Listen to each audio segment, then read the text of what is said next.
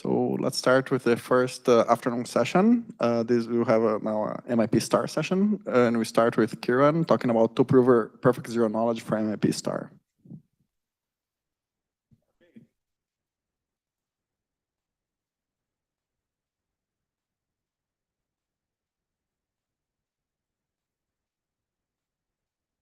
There we go.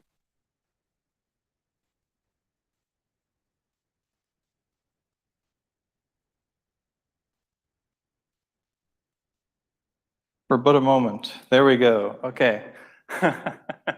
So, hey, thanks for the introduction. This is joint work with my supervisor, William Slofstra. And I'll start by explaining the components of the title. So, whoops. An MIP scenario, the intuition here is that Alice and Bob want to prove that a string X is in a language L to a polynomial time verifier. Here, Alice and Bob have unbounded computational power, and they can strategize together before the interaction begins, but they're not allowed to communicate during the game. And if X is in the language, then there's some strategy that Alice and Bob can employ such that they win with probability 1. And if X is not in the language, then no matter what strategy they employ, the Alice and Bob can win with probability at most S, which we call the soundness parameter. Usually we think of these as having one round of interaction and two provers, Alice and Bob, but we can imagine having more provers and more rounds. But we'll specialize specifically to the two-prover run round situation in this talk. An example of such a scenario is the graph coloring game, where Alice and Bob want to convince the verifier they know a 3 coloring of some given graph G. Here are the questions that the verifier asks. I and J are vertices. The answers A and B are colors. And if the players are asked the same vertex, they must respond with the same color. And adjacent vertices, they must respond with different colors. And we denote by MIP the class of languages with multi-prover interactive proof systems where the provers can use only classical resources like shared randomness. But if we live in a quantum mechanical universe, then we can imagine that Alice and Bob share some entanglement. So here they share a quantum state in a tensor product Hilbert space. Upon receiving her question I, Alice performs a POVM to condition her answer A on, and Bob does the same. And then the probability that they get answer A, B on questions I, J is just the expectation value of the tensor product of their measurements. And so we call the collection of measurement operators and the state a strategy for the players. So that's the freedom they have in determining how they're responding to any given question pair. An example of how this gives the players more power than merely classical resources is that there are graphs with no 3 coloring and therefore no perfect 3 coloring game strategy, but for which the provers can play the 3 coloring game perfectly if they share some entanglement.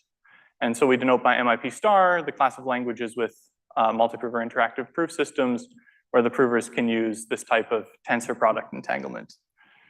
But there's a bigger class of entanglement that the players can use, and this is commuting operator entanglement. So here, instead of state in a tensor product where one factor is Alice's and the other factor is Bob's, Alice and Bob share some state in just a particular Hilbert space H, and they still condition their answers on POVMs, but now the only restriction is that their measurements have to commute with one another.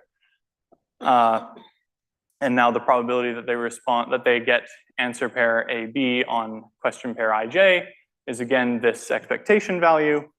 And we denote the class of languages with these types of strategies as MIPCO.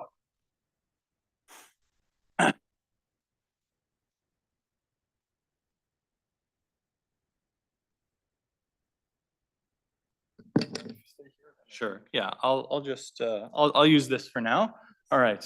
Yeah. Gotcha. Yeah. Thanks. Okay. So a correlation is just a family of probability distributions for each question pair. So and we call a correlation quantum if it can be generated using tensor product entanglement, like in an MIP star scenario. And we call it commuting operator if it can be generated by commuting operator entanglement. The closure of the set of quantum correlations is denoted CQA, and then there's this chain of strict containments. So none of these models of entanglement produce exactly the same correlations. Now, the second half of the title is perfect zero knowledge. So here the intuition is that Alice and Bob want to demonstrate that a string X is in a language L without revealing any other information.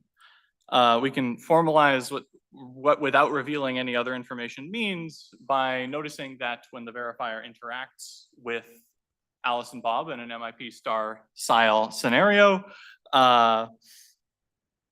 the only thing that the verifier sees is the probability distribution PABIJ of their answers conditioned on their question pair. And so if there's a polynomial time Turing machine S called the simulator that can output this correlation exactly, then the players don't learn anything by interacting, or the verifier doesn't learn anything from interacting with the players other than the fact that they can produce this correlation that the verifier expects to see in an accept instance where the string is in the language. So the subject of perfect zero knowledge for MIP and MIP star has been fertile ground for a lot of great work. It was known at the outset, at the introduction of MIP, that you could use perfect zero knowledge proofs to capture the entire class. And famously, by Fortnow and Lund proved that MIP is equal to NEXP and that 2 provers in 1 round is enough to capture the entire complexity class. Then after the introduction of MIP star in 2018, Chiesa, Forbes, Gurr, and Spooner showed that all of NEXP and thus all of MIP is contained in perfect zero knowledge MIP star with 2 provers and polynomially many rounds of interaction. So anything that can be proved in the classical case can also be proved with perfect zero knowledge in the quantum case. Then in 2019, Grieler, Slofster, and Ewan showed that MIP star can be made perfect zero knowledge with 4 provers in 1 round of interaction. And stunningly, in 2020, Gina, Tarajan, Vitek, Wright, and Ewan showed that MIP star is equal to RE, and also, for our purposes, it's important, whoops, that we've lost the screen. Okay, there we go. That 2 provers in 1 round is enough to capture the whole class. And so the difference between 2 and 1 on the last 2 entries in this slide prompts the question, can we bring perfect zero knowledge MIP star down to 2 provers and still capture the whole class? And the answer in this work is yes. So we show that PZK MIP star with 2 provers in 1 round of interaction is equal to all of MIP star. So to do this, we specialize to a type of non-local game called a Boolean constraint system game, where the questions I and j are indices of constraints in a Boolean constraint system. The provers have to answer with satisfying assignments of the constraints they've been requested, and they win if their satisfying assignments agree on their overlapping variables.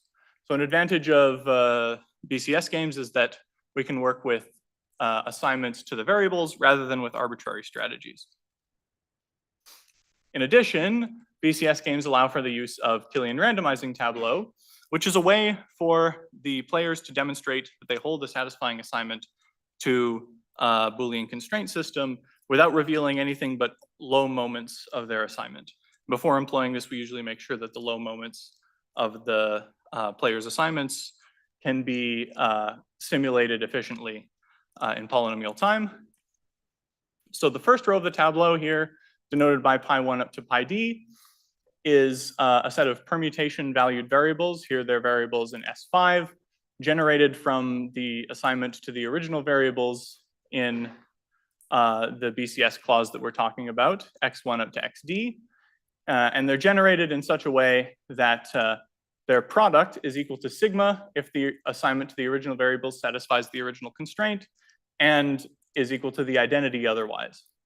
And then each subsequent row of the tableau is generated from the previous row by multiplying individual elements on the left and right by randomly selected elements of S5 in such a way that the product of each row remains the same. So if the tableau was constructed faithfully, the product of all the elements on the fourth row will be sigma if the original assignment satisfies, and will be equal to the identity otherwise. And the key to the important feature of this is that the verifier can check that the tableau was constructed correctly, and that the product of all the elements on the fourth row of the tableau is equal to sigma, without learning anything but fourth moments of the assignment to the variables that generated the tableau. So Dwork, Feige, Killian, Noor, and Safra used this technique to prove that there are two-prover, one-round perfect zero-knowledge proof systems for 3SAT. And the reason why they use 3SAT is that to use these randomizing tableau, the permutation branching program, that's the first row of the tableau, blows up the length of the circuit exponentially. So you need constant clause size as input to get constant clause size as output. Fortunately for us, by oracularizing the MIP star equals RE game, we can see that Boolean constraint system games are universal for MIP star, so we can just think of BCS games. And then we show our main result by demonstrating quantum soundness of the randomizing tableau reduction and the reduction of a general BCS game to 3SAT. So how do we prove quantum soundness of classical transformations? Well, we introduce two types of maps between Boolean constraint systems and show that the transformations between games that these two maps give are going to preserve the soundness parameter. So the first type is the easier type. It's called a classical homomorphism. It maps constraints to constraints in such a way that if there is a satisfying assignment here, then there's a satisfying assignment here. There are many instances of this in the literature. For example, the locally commutative reductions of G. And these preserve quantum soundness right out of the box. There's not much work that you need to do to see this. The harder of the two types of transformations is a context splitting or a subdivision. We give it two names, I guess. And it's taking a large constraint here and splitting it into multiple smaller constraints in the target BCS. And so here, what makes the analysis hard is that the observables no longer need to commute when they appear in different contexts. So in the original constraint, a player might be asked for their assignment to the whole constraint at the same time. And so when they measure their variable, they're observable for their variable x1 and they're observable for their variable x5. These two observables have to compute. But now that they're in different constraints in the target BCS, the observable here for x1 in D1 and x5 in D3 no longer need to commute. And so this is a hurdle that we had to overcome, but we show that we can do this with only polynomial drop-off in the length of the input string.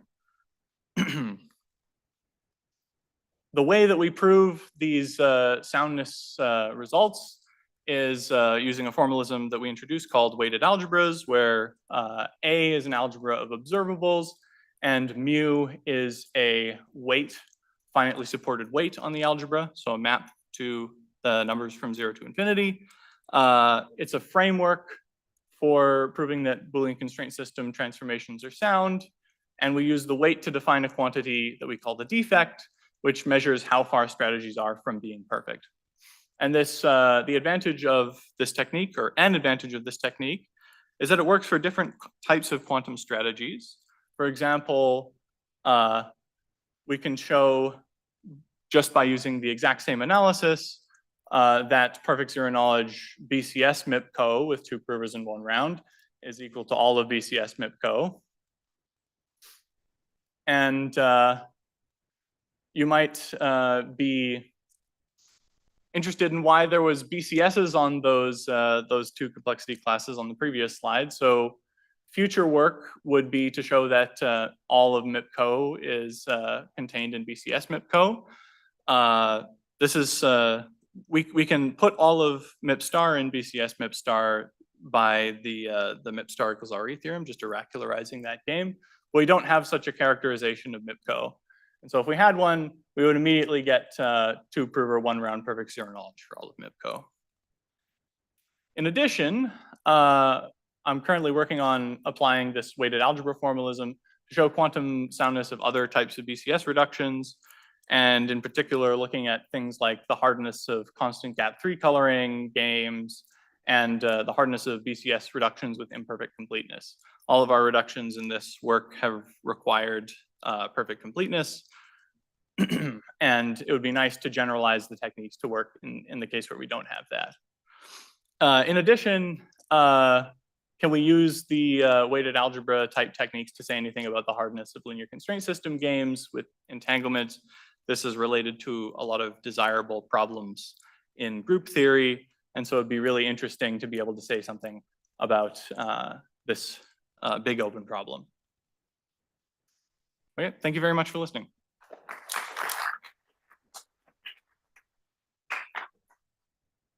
Questions? I have one.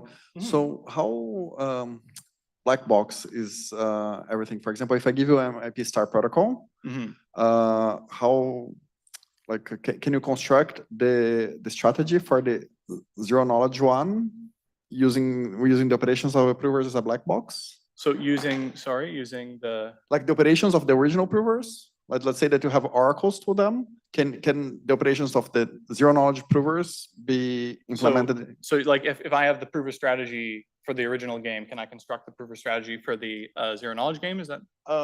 More than being constructive, I want the efficiency to be the same. The efficiency to be the same. Ideally, it's a black box. Like you have a black box that applies a unitary, maybe controlled, and then you have the same, because this is important for some applications on IP star. Like if used for delegation of quantum computation, then the provers are efficient. Then you want also in zero knowledge the provers to be efficient. Okay. If the provers are efficient with, I think you should be able to do this. Yeah, but off the top of my head, I'm not 100% sure. Yeah. More questions?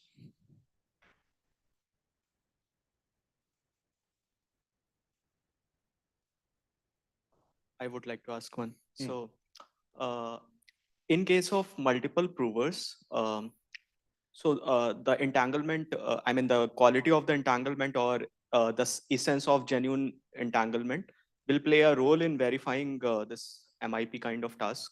Right. So, what is the behavior? So, if the quality of entanglement is better, or if there is some genuine non-locality present, then will it assist in proving it, or what could be the behavior? If we have more than two provers, or more than two prover, and even for two prover, if the quality of entanglement improves, whether the verification improves, or how does it behave? Okay. If the quality of entanglement improves, so we don't spend much time in this result thinking about like what exactly the entangled state is. It's more just looking at the existence of states on certain algebras. Okay. So I can't say much about that, unfortunately.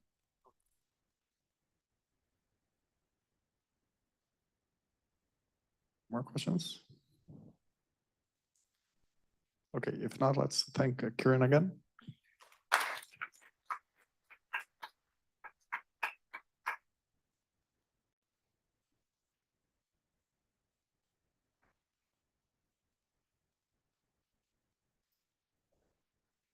I see.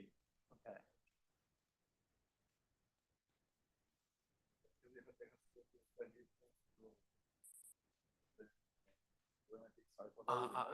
Yeah. If we have like a K prover thing. Yeah. Absolutely. Yeah, we have to factor it through the MIP star. Yeah, it would be to go from the like a prover to two prover. Without going to write. Yeah, if that's sufficient. Then.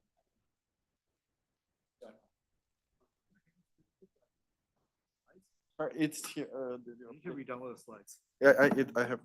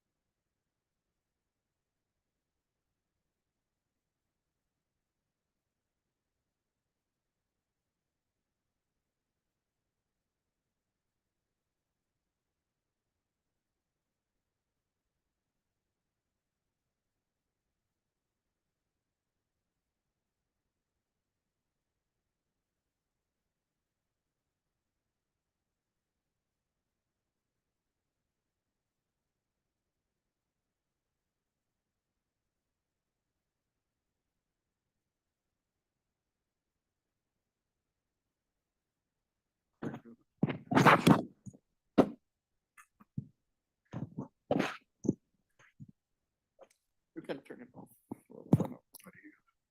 Oh, no.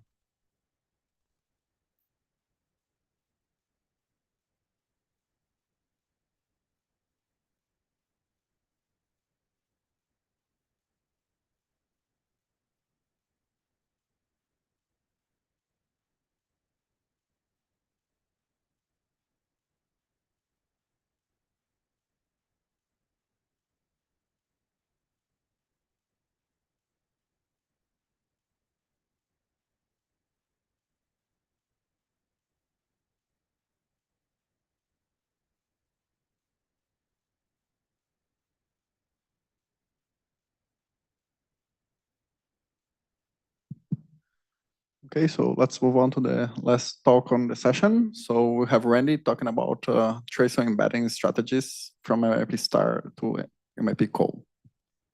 Okay, thank you for the introduction. So this is a brief outline of my talk.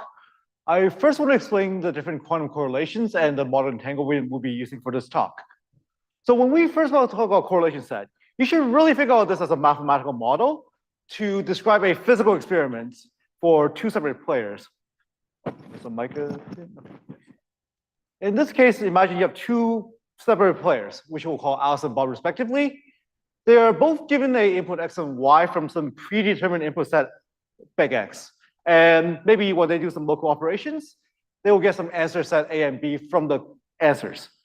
And a correlation is just a joint probability distribution of output between the two parties given the input, which is usually described as PAB/XY, denoting the probability of outputting A and B, given the input X and Y. And this is usually represented as a real vector 0, 1 within this set. So since we work on quantum information, the most common form of correlation we'll see is something called the quantum tensor correlation. In this case, Alice and Bob will pre-share some states psi within the Hilbert space HA tensor HB. And Alice and Bob, having receiving X and Y, would make the measurement on their own respective Hilbert space. So in this case, Alice would make AXA onto her half of the Hilbert space HA, and Bob would make a measurement on his half of the Hilbert space HB. And then, based on their measurement outcome, I'll put the answer A and B accordingly. And we call any probability distribution that can be arise in such an experiment to be a quantum tensor correlation. And we use CQS as a set of all possible quantum tensor correlation of this form. So another natural correlation that people consider does more have a QFT favor is something called the quantum commuting correlations. So in this case, instead of having a state defined in its own separate Hilbert space, the state is actually defined in one Hilbert space, but Alice and Bob's measurement must commute instead. And this is something called the quantum commuting correlation. And if you look at this picture really carefully, you will notice that if you have the quantum tensor correlations, the Alice and Bob's observable commutes anyways. So actually, the set of quantum tensor correlation is contained within the quantum commuting correlation. However, due to the MIP circle RE theorem, the containment is actually not strict.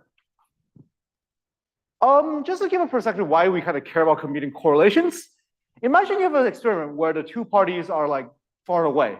In this case, the model entanglement is often modeled as the quantum tensor correlations. However, as soon as we force the two parties to be operating the same system in the same space, the model we have is actually not clear.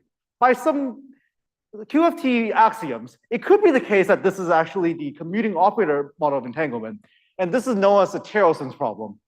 If you're interested in this, I recommend you talk to an actual physicist. This is like secondhand information I got, but yeah. So before I kind of continue, I want to first introduce a concept of quantum strategies. For a correlation PXY-ABE, we call the POVM AXA BYB and say psi to be a quantum strategy for the correlation P if using the set of POVM in the state, you can actually get the correlation set from the experiments. So in some sense, the quantum strategy describes the behavior of the experimenter inside these experiments I described earlier, and correlation describe what we, as an observer of this experiment, really sees. And the reason why it's called strategy actually has to do with non-local games. If you're in previous talk, that should be kind of clear. So we actually know a lot about quantum correlations. We actually know a lot about theorems with quantum correlations. And we prove a lot of theorems behind correlations, that strategies that achieve correlations that are close to the given correlations.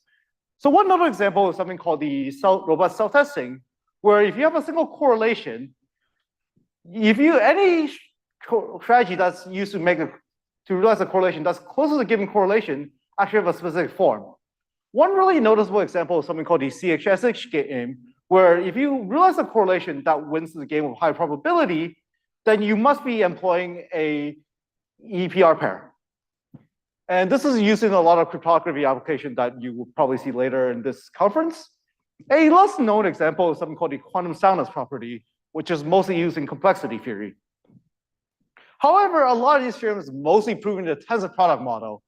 And the reasoning is actually kind of special. It's not that special because only the commuting operator model only really differs from the tensor model in an infinite dimensional setting. So these theorems are often hard to generalize.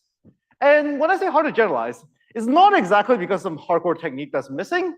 It's really these like simple things, such as the Hilbert-Schmidt norm or the reduced density matrix, that we don't know how to do in an infinite dimensional case. And in fact, if you take all three of these properties and maybe 300 page of Cauchy Shorts, you will get an excellent paper on non-local games. And yeah, many of these implications are actually not realized in the infinite dimensional case in general. And this is what our work is designed to kind of solve.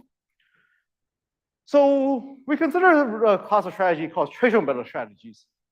The way you should think about tracial method strategy is a class of commuting operator strategies that are really much contains the nice property from the finite dimensional case.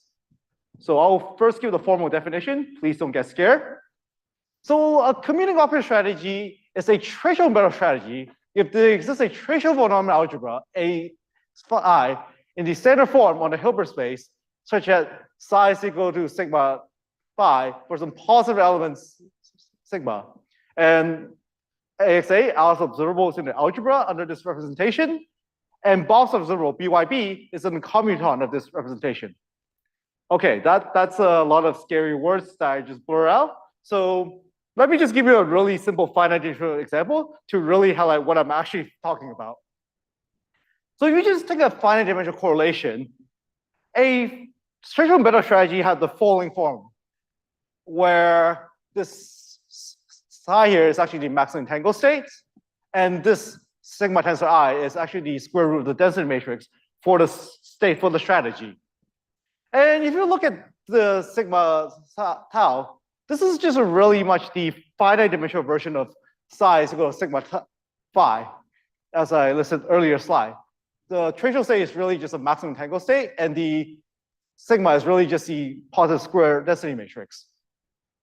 And for the measurement operator, you can the Alice and Bob's observable, although being on their own register, must be in the same dimension. This is actually a really fancy way of saying Alice's observable must be in the algebra, and Bob's observable must be in the commuton of the algebra. So this form is actually really nice because if you have a finite dimensional quantum strategy, you can actually always realize it in this class of strategy by just enlarging one of the Hilbert space. And when I talk about tracial battle strategies, you should really think about strategies that are in this form with these characteristics. So as a main theorem of our work, we show that the closure of the set of correlations generated by tracial battle strategy is actually dense within the set of commuting operator correlations. This means that if we actually only care about theorems that are correlation that's approximate to the commuting operator model, then we can always assume that the underlying strategy is tracial embeddable, which is really easy to work with. Okay. Before I kind of go to the application, I want to just briefly mention the proof of the main theorem. Although I'm not going to go into too much detail, because my advisor told me if I go into any detail, most of you would just go straight to the beach and start checking a strong zero, regardless if you understood the talk or not. So I'm just going to go to one slide to actually quickly explain the detail for the few of you who know small normal algebra here. Rest of you, bear with me, okay? And the main proof technique actually relies on very heavy von Neumann algebra techniques The main two ingredients are actually something called the Consume-Takasaki theorem, which reduces the general von Neumann algebra to the semi-finite case. And the generalization, and then we use a generalization of choice RFD trick to get it to the finite case. Almost all of this is actually not approximation. The approximation mostly comes from getting the state into the right form because we require the state to be normal and kind of have this positive element attached behind it. Okay, that's the von Neumann algebra slide. If you stop paying attention, you can repay attention now. Okay, just an application. So as you can kind of tell by the title of the talk, this theorem is mostly used to work on the complexity of MIP code. So just briefly recapping what Kieran said last presentation. In this case, the complexity of MIP code is played between one verifier who's polynomial time bounded, and also two provers who are bounded but could be dishonest. In this case, the prover would send one round of message to the two provers and get one round answer back. And they're also allowed to share the commuting operator model entanglement in the MIP co-model. Now, if you squint at this picture really carefully, you will see another object called non-local game. And in fact, the complexity of this complexity class is precisely described by the problem of approximating the optimal commuting operator success rate given a non-local game. And it's conjectured in the original MIP star equals RE paper that this is equivalent to co-RE complexity class. And due to the main theorem, when working with MIP co, this is actually equivalent to approximately the optimal success rate over tracial embedded strategies instead of general commuting operator strategies, where we recall the tracial embedded strategy is a much nicer strategy to work with. And because of this, we can actually generalize a lot of techniques from the MIP star equals RE paper to the MIP co-model. Just to give two quick examples, the first one is actually something called the rounding theorem. Just really quickly, a correlation is synchronous if given the same input, they will always give the same output. And this is actually a really well-studied set of correlation that's mostly by the pure community, but it also plays a very key part in the MIP star equals RE proof. And in connecting these two, in the MIP star equals RE theorem, the way they use it is by mostly connecting the synchronous correlation to a class of correlation called a delta almost synchronous correlation, where instead of requiring Alice and Bob to output the same answer given the same question, they can sometimes screw up with maybe a delta percentage of the time. And the rounding theorem is, roughly speaking, is saying, can almost all delta synchronous correlation be approximated by a precise synchronous correlation? And this is actually proven to be true by Tomavidic and Tonopor independently in the tensor product case. And because of the fact that we have this really nice class of strategy, and because of this nice class of strategy that approximates the commuting operator strategies, we can actually just take Tomavidic's argument and just reprove the result for the commuting operator case really straightforwardly. A second result that we show is something called the robust self-testing. So as I kind of mentioned earlier really quickly, self-testing is a concept where if you have correlations, any strategy that realizes correlation are unique in some sense, in this case, up to some partial isometry. Unfortunately, self-testing is not actually well developed. There's one really nice operator algebraic formulation that's done by Yu Ming, Wilhelm Slostra, and rich people. But if we want to use this in the MIP star context, we really care about something called a robust self-testing, where instead of having an exact correlation, you want all strategy that approximates such correlation should be close under the L2 norm. And because we don't really have a trace in the general commuting operator model, this is actually unclear in the commuting operator model. So what we did is actually we prove a robust self-testing theorem for tracial metal strategy instead. The proof actually relied on something called the state-dependent Gauss atomic theorem that was originally used by Tomavidic. And because we have the notion of trace and density matrix, we can generalize this for the commuting operator case. In fact, we have a regime statement that roughly looks like this, where if you succeed, if a tracial embedded strategy succeed with the Pauli basis test with probably 1 minus epsilon, then there exists two partial isometries VA, VB, such that they have this sort of commuting relationship. And when you apply this to the state, it's actually a polynomial time close to EPR append to some auxiliary states. So just for the specialists out here, when I say this weird commuting relationship, this is really a fancy way of saying these two isometries actually act on the different space. But unfortunately, this is only one tensor factor. They're kind of commuting in the same space. And the second special note is that since this could potentially be infinite, the auxiliary space down here actually could be potentially infinite dimensional. And that's the end of my talk.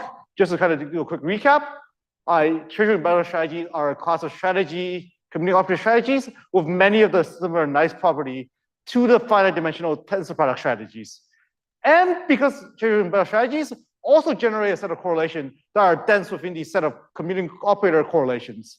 And because of these two facts, we can use this to create a framework to lift many of the theorems from the tensor product model to the commuting operator model. If you're interested in my paper, here's a QR code to my archive link. Thank you for your attention.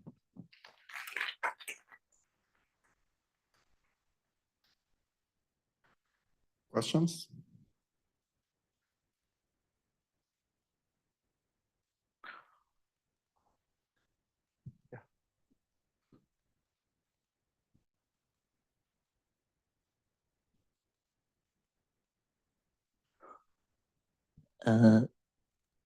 Sorry, maybe a bit of a dumb question, but so with your proof techniques, you can get a lot of analogies from the commuting operator case to the tensor product case.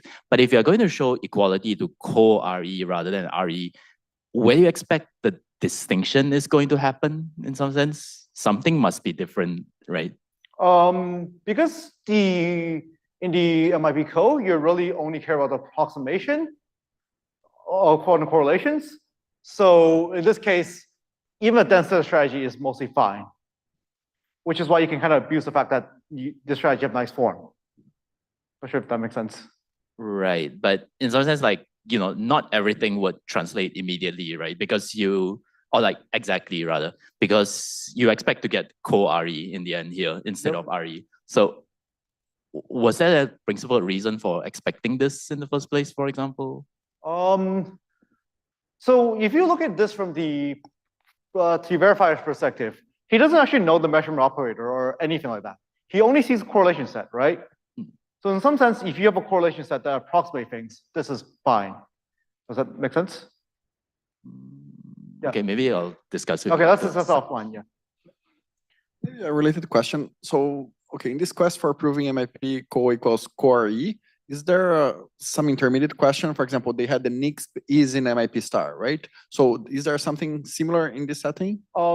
Yes, I didn't actually mention this as part of my result, but because of this rounding theorem, it's actually also show that the quantum load individual degree test is actually sound in the treasury and battle strategies.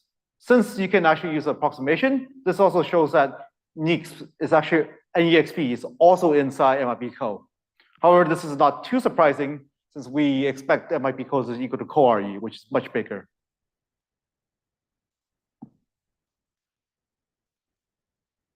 More questions? So sorry, going back. So then the best lower bound on MIP co now is NIX. Is NIX, but Yep. that you just proved. Okay.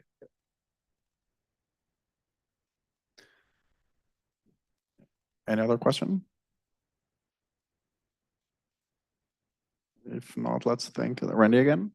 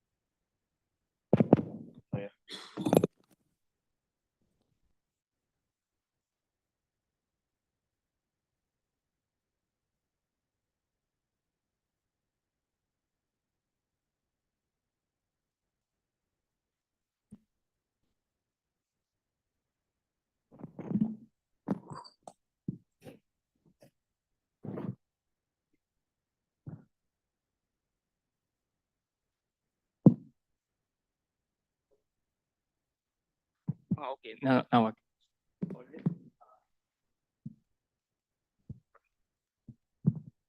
okay, let's start our final session of today. So the first speaker is Robbie. So he's going to talk about quantum complexity of clique homology. So please start. Thanks very much. This is working okay? Hi, everyone. I'm going to tell you about quantum complexity of clique homology. So to begin with the punchline, I'm going to try and convince you that this classical problem, which arises in topology, has secretly quantum mechanical structure.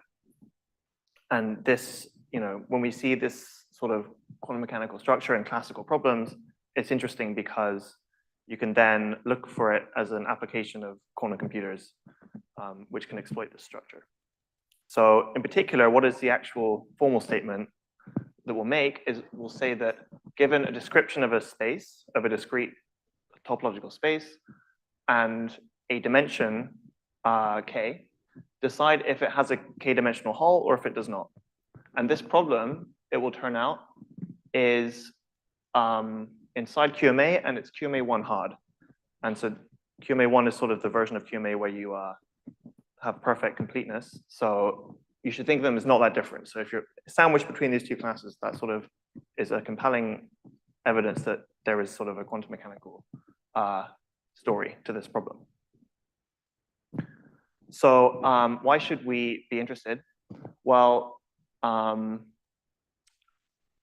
the last few years, people have looked a lot at this quantum algorithm for topological data analysis. And a question you can ask is it possible to dequantize this algorithm? So is this quantum TDA algorithm really doing something non-trivial? And so this is just sort of going back to the point, we like it when we can find classical problems that we care about, which have quantum mechanical structure, which we can exploit in quantum algorithms. A big example of this is the hidden subgroup problem, which in hindsight is the underlying mechanism of Shor's algorithm.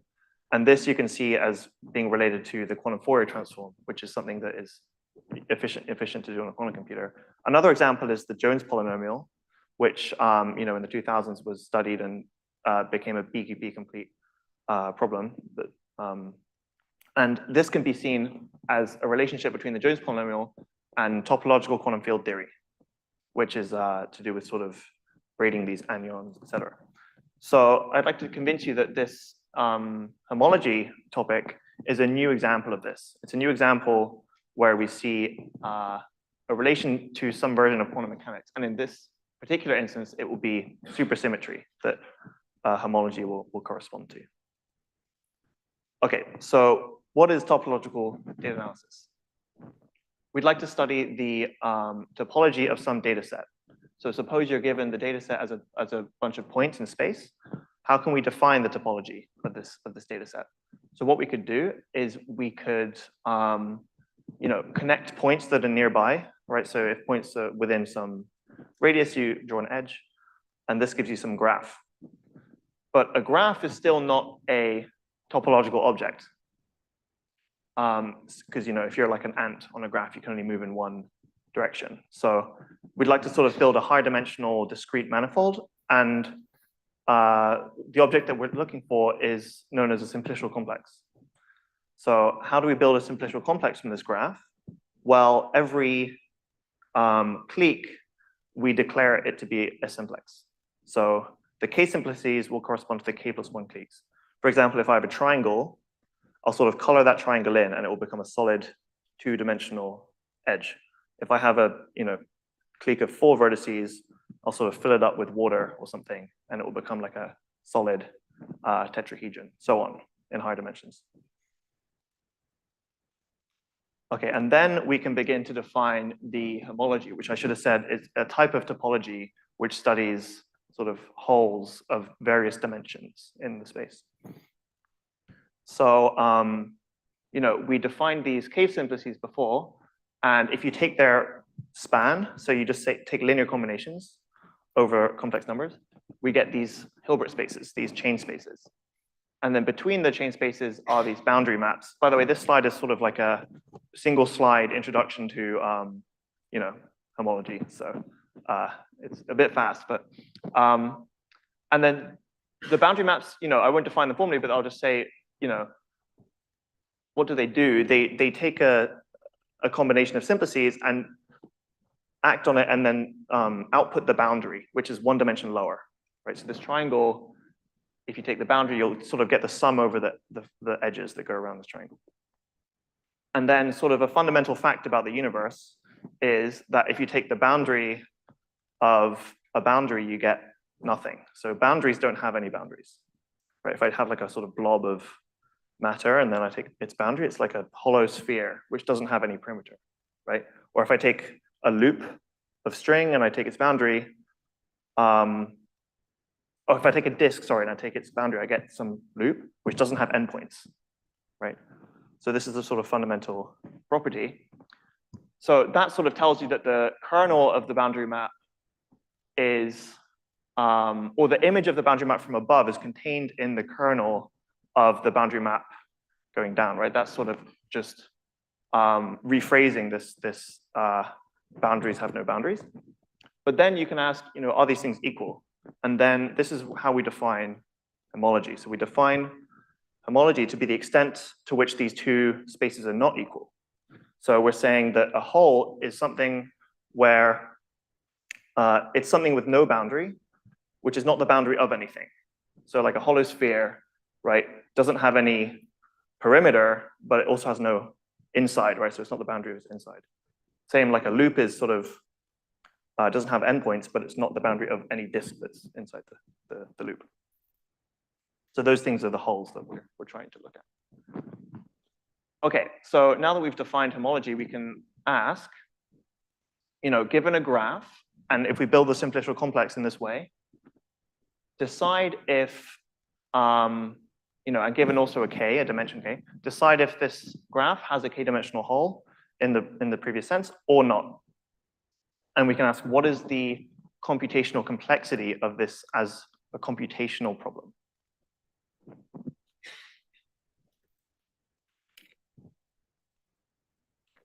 Okay, so the first thing you realize is that this problem is not obviously inside NP. So why is that? That's because how would I prove to you that a space has a hole? Well, I would like to sort of give you the hole and you can check that it's a valid hole. But how many simplices does this, you know, complex have? Well, you know, the number of simplices, so the dimension of this sort of space is equal to, yeah, so the dimension of the space is equal to the number of simplices.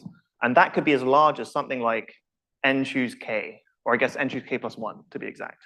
So if k is very large, say k is growing with n, this could be an exponential dimensional vector space. So it's not even, you know, possible to succinctly describe a vector in this vector space. So that sort of is the first place where we start to see quantum mechanics appear, because this chain space in which the homology lives is actually an exponential dimensional Hilbert space. So we'd like to make this link to quantum mechanics even stronger.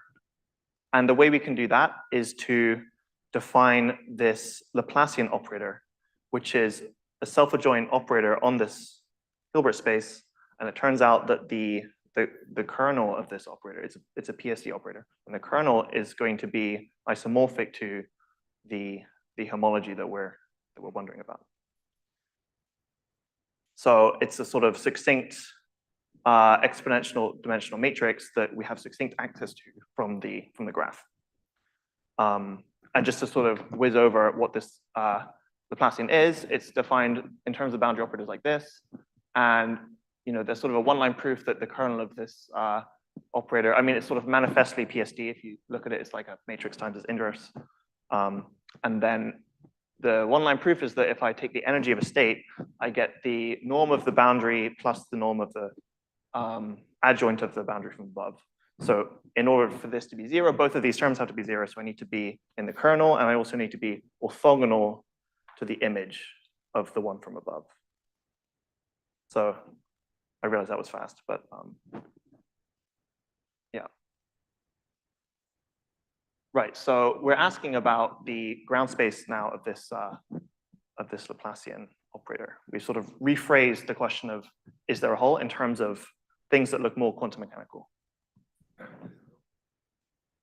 There's not really a notion of locality. There's no tensor product structure here, right? The Hilbert space is like a span of the cliques in this graph.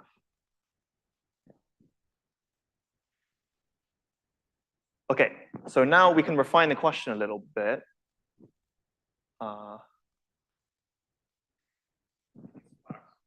Yes. Okay, we can refine the question a little bit and say, okay, we can define this gapped clique cohomology. So in the yes case, there is a k-dimensional hole, and in the no case, there's no hole, and there's not even something that's close to a hole. So the way that we can sort of formalize that is we say that this Laplacian doesn't have any exponentially small eigenvalues. All of its eigenvalues are at least 1 over polynomial in the size of the graph, the number of vertices of the graph. So n is the number of vertices of the graph. So this is a small graph. This is the input to the problem, right? It's not some large graph. Yes, that's right. Okay, so we can sort of immediately see that this version of the problem is inside QMA. Why is that? Because it's an instance of the local Hamiltonian problem, right? How would I solve it using QMA? I would ask for the thing that's in the kernel, right? In the case that it has a k-dimensional hole, then this Laplacian has a 0 eigenvalue. I can ask for this vector in the kernel, and I can do phase estimation on this Laplacian to check that its energy is 0. Right? So that sort of is the easy direction. Right, but it's I have efficient sparse access to this. Yeah. Okay, so the sort of work to do is that this gap clique cohomology problem is also, in fact, QMA1 hard. And this is now convincing evidence that this is really, there's something quantum mechanical in this problem.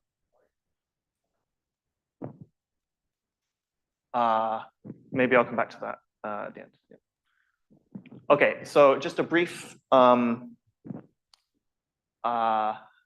interlude, just to say that there's a correspondence between homology and supersymmetry.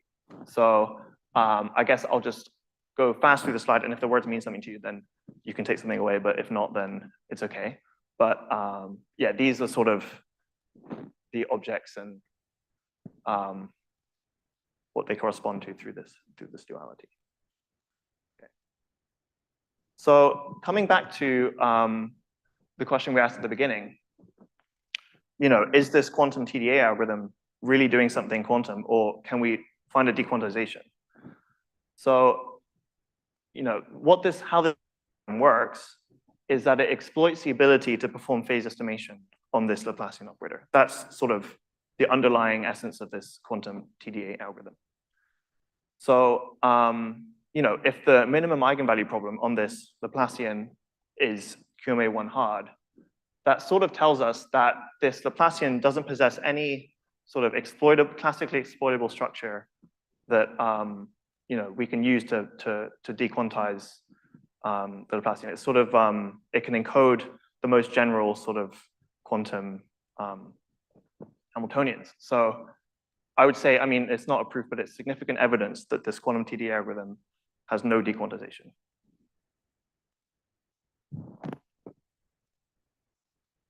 Okay, so I guess I have 8 minutes left or something, so I'll just right. So I'd like to tell you about the hardness construction. How do we show that this thing is QMA hard? So we'd like to reduce from the local Hamiltonian problem. And we'll actually reduce from this version where we have a sum of projectors onto rank 1 states. And in the yes case, the ground energy is 0, and in the no case, it's 1 over poly. And then we'd like to, from the reduction, get a graph and a dimension such that if the original Hamiltonian had a 0 eigenvalue, then the graph has a k-dimensional hull, and if the ground energy was bigger than 1 over poly, then this Laplacian has an energy bigger than 1 over poly. Okay, so how do we encode a local Hamiltonian in the topology of a graph? So this is the 1 qubit graph with the 0 Hamiltonian. So it's like a sort of bow tie, and it has 2 loops. The left loop is associated to the 0 state, and the right loop is associated to the 1 state. This is how we encode a single qubit. So how could I for example, as a first case, implement the projector onto the 0 state? Well, if I have a Hamiltonian which projects onto the 0 state, I'd like to remove the 0 state from the homology. So I can do that by adding another vertex and connecting them up, and then these become triangles, and they get filled in, and I've sort of put a disk over the 0 state, right?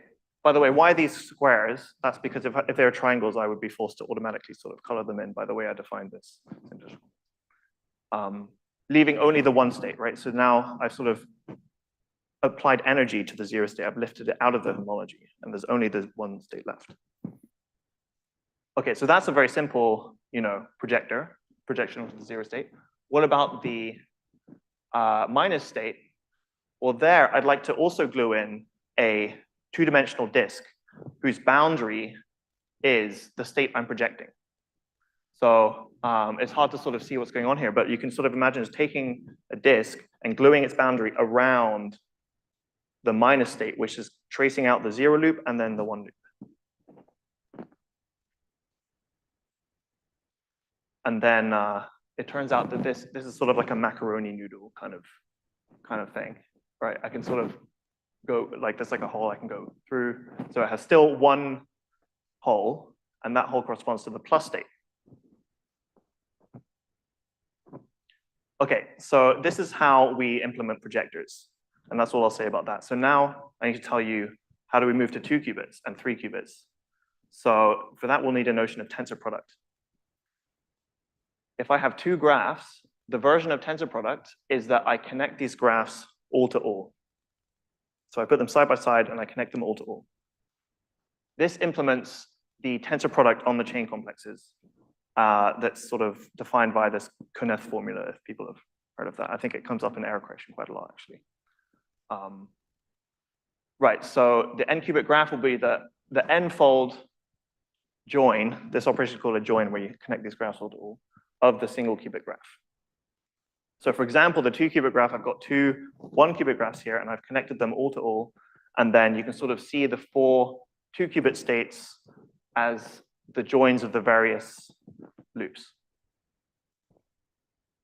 Okay. So I'm going to keep pushing on because I think that the interesting part is this spectral sequence proof technique. So I really want to sort of get to that. I realize this is a lot to take in, but okay. So once we've made this construction, this is some big graph which encodes the Hamiltonian. We'll then want to control the spectrum of the Laplacian. This is the difficult part, right? We need to show that the minimum eigenvalue in the no case is bounded away from 0.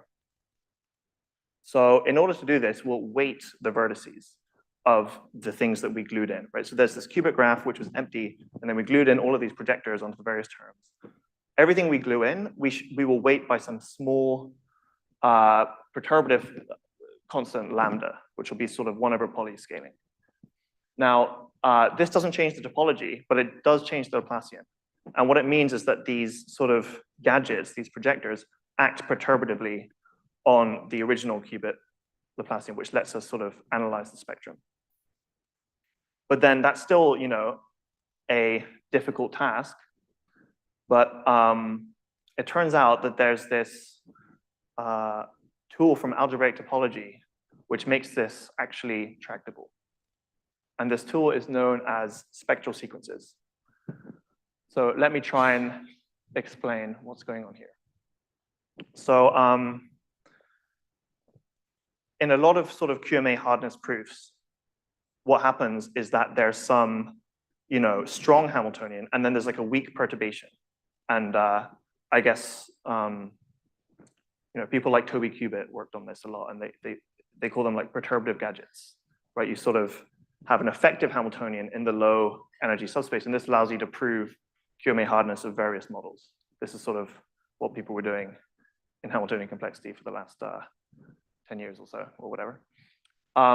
We want to do a similar thing here. We want to say we have this original graph, which has, it's sort of like, you can imagine like a Swiss cheese, right? It has like 2 to the n many high dimensional holes, right? Which correspond to all the computational basis states. And then we'll implement these gadgets which project onto various terms in the Hamiltonian. And then we want to analyze the spectrum of the Laplacian of this complex in the same manner with this weighting of the vertices. But if you want to do perturbation theory on this object, this turns out to be way too difficult. We need to go to like very high orders in perturbation theory. But the spectral sequence machinery allows us to do this. So maybe I'll just sort of give a flavor for how this works. So from this weighting of the vertices, we get something called a filtration in algebraic topology. And when you have a filtration of a chain complex, this allows you to write down a spectral sequence, which is a sequence of 2D arrays of spaces, right? So in fact, this is page 0, 1, 2, 3, and this will go up to infinity. And each page is a 2-dimensional array of vector spaces. So there's like quite a lot of vector spaces here. But the way to get to the next page is that you take the homology of the previous page in a certain sense. And the boundary maps sort of become more and more skewed. So you sort of iteratively take the homology again and again and again, and this allows you to generate the next page from the previous page. And then if you read this paper by Robin Foreman from '95 very carefully, what it tells you is that these pages of the spectral sequence are exactly what we're looking for.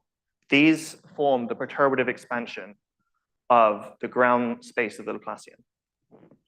So, in order to understand the perturbation theory of this Laplacian operator, you can use this machinery, and it's very simplified. Like the 0th page is the 0th order perturbation theory. The first page is the first order perturbation theory. The second page is the second order perturbation theory, etc. So this spectral sequence machinery sort of plays the role of a very convenient perturbative theory of these Laplacians. Okay, so with that, I'll conclude. The main takeaway, if you didn't understand any of the spectral sequence stuff, which I don't blame you, is that this Laplacian is a sparse matrix, but it's very large, but we have efficient sparse access to it from the description of the space. So this is a very good thing for quantum algorithms, right? Or in general for like finding quantum mechanical structure in these problems. And then of course the Laplacian encodes some topology that we care about.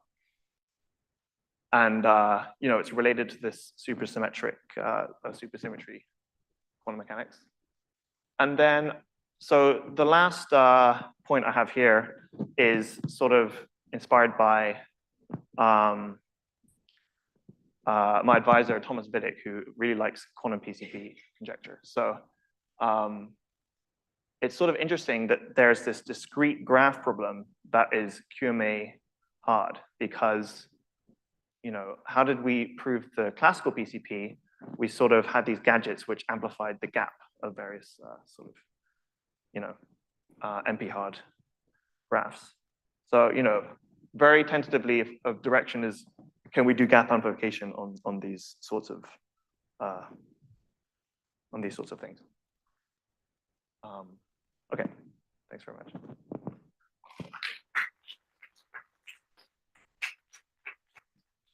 Thank you so much. We can take a few questions, so please.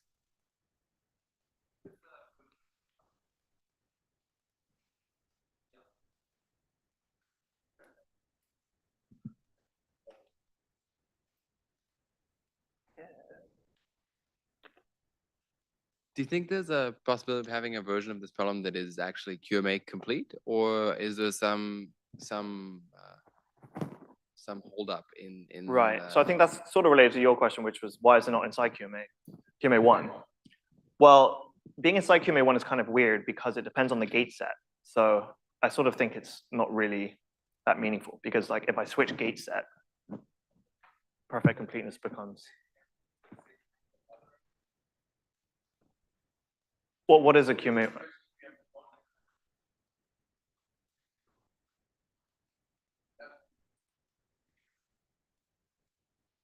Right. I think actually maybe the next talk is actually OIST fusion. Yeah, go for it. Yeah.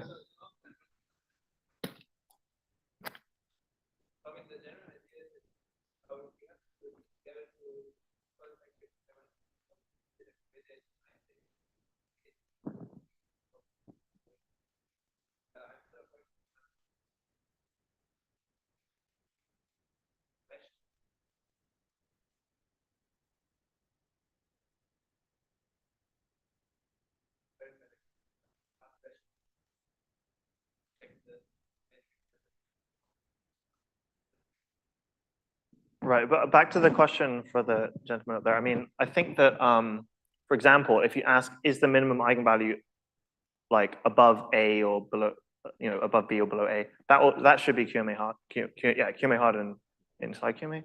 But here it's like we're asking, is it frustration free or not? Because it's a PSD thing, and we really care about the ground space, right? So that's why it's sort of more meaningful this way around. But I really think that like everyone always focuses on this QMA versus QMA1, like, there's still a gap in complexity. I really don't see this as a problem because like I'm very convinced by this already that there is quantum complexity in this problem. I don't think like these classes are not very different things, in any meaningful one. Maybe I think we just didn't put the thought into that, but yeah. Yeah, sorry, so it's time, so let's thank speaker again.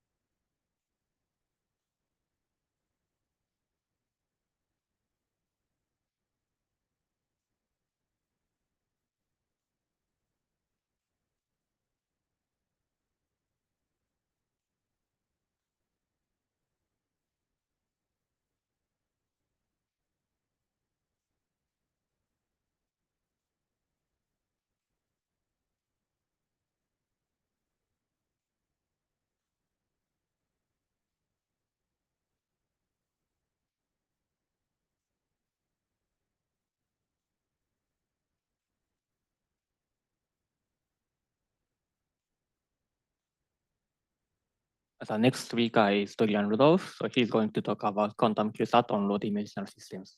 So please start.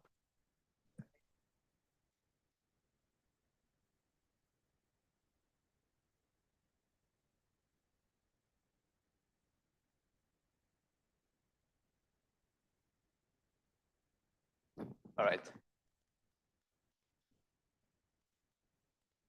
So first, let me start with an introduction to quantum stats. So we've already had that a little bit in the previous talk, but yes, let me go over it again. So in the quantum K-stat problem, we have as input Hamiltonian H, which is the sum of k-local projectors, and and the total Hamiltonian is on n qubits.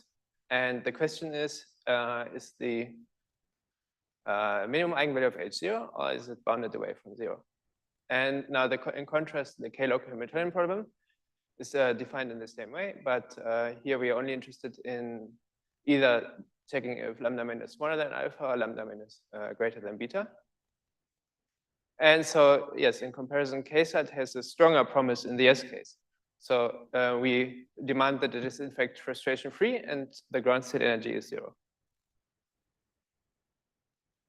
So these are complete for QMA1 and QMA respectively. And so what do we know about these? For example, 2-stat is NP by Bravi. And yeah, so same as classical. And the 2 local Hamiltonian is QMA complete. The classical analog would be max 2-stat, which is NP complete.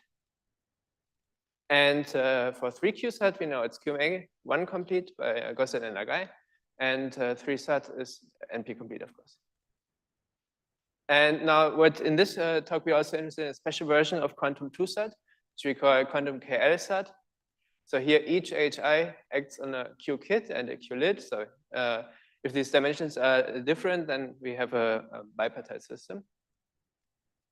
And what we know is that 3x5 Q-sat is QMA1 complete by Eld and Regev. And 2x3 Q-sat is NP hard. And 2x3 classical sat would be NP complete also. And we're also interested in the setting where we just have a 1D line of qubits. So for this, we know that QMA, it's QMA complete for D equals 11. And we also know the classical 1D set is always in P. We know on a 3x3 line, there at least exists frustration-free Q-trit construction with a unique entangled ground state. And so in this paper, we mainly investigated the question, what is the smallest local dimension that can encode QMA1 hard problems still? And now let me go over our results. So first, for the 2-sat, what we have here is like a table of the different KLQ-sat results, and in red is the ones that we proved. So the main parts are 2x5 Q-sat and 3x4 Q-sat. The others, like to the bottom and to the right, you get for free. And yeah, so we have like these three. We only know NP hardness. And yeah, so this one is NP. The black ones were known before. And we also have a special part for the soundness of the Hamiltonian problem. And what this means is that when we take our verifier and get verifier in the reduction, we embed it into Hamiltonian H, such that the norm of Hamiltonian is bounded by the number of gates. And in the no case, what we have is that we can lower bound the eigenvalue by 1/n squared, which matches other circuit Hamiltonian constructions. And our techniques also work for the 3Q set. And there, I mean, this was known, but we can improve the soundness there. And on the line, so we have the first QMA1 hardness result for lines of alternating particles where the smaller dimension is 3. So you can think of like this. We have Q-trits, Q-dits, Q-trits, and so forth. And what we show is that it's QMA1 complete for this number D. And so the reason why it's so big is we have a black box simulation technique. We take any 1D Hamiltonian on qubits and we turn it into 3 by D prime set, but this increases us to the 4th power roughly. And yeah, so the idea is that we're preserving soundness in the null case, similar to these analog Hamiltonian simulation results, Bravi Hastings, Hewitt, Montanaro, Piddock. And the way this works is we take the 1D QSAT problem on 11 by 11, and we embed it into this to get the QMA hardness. And so the last part here is how difficult it is if we just have qubits and qdits on the line.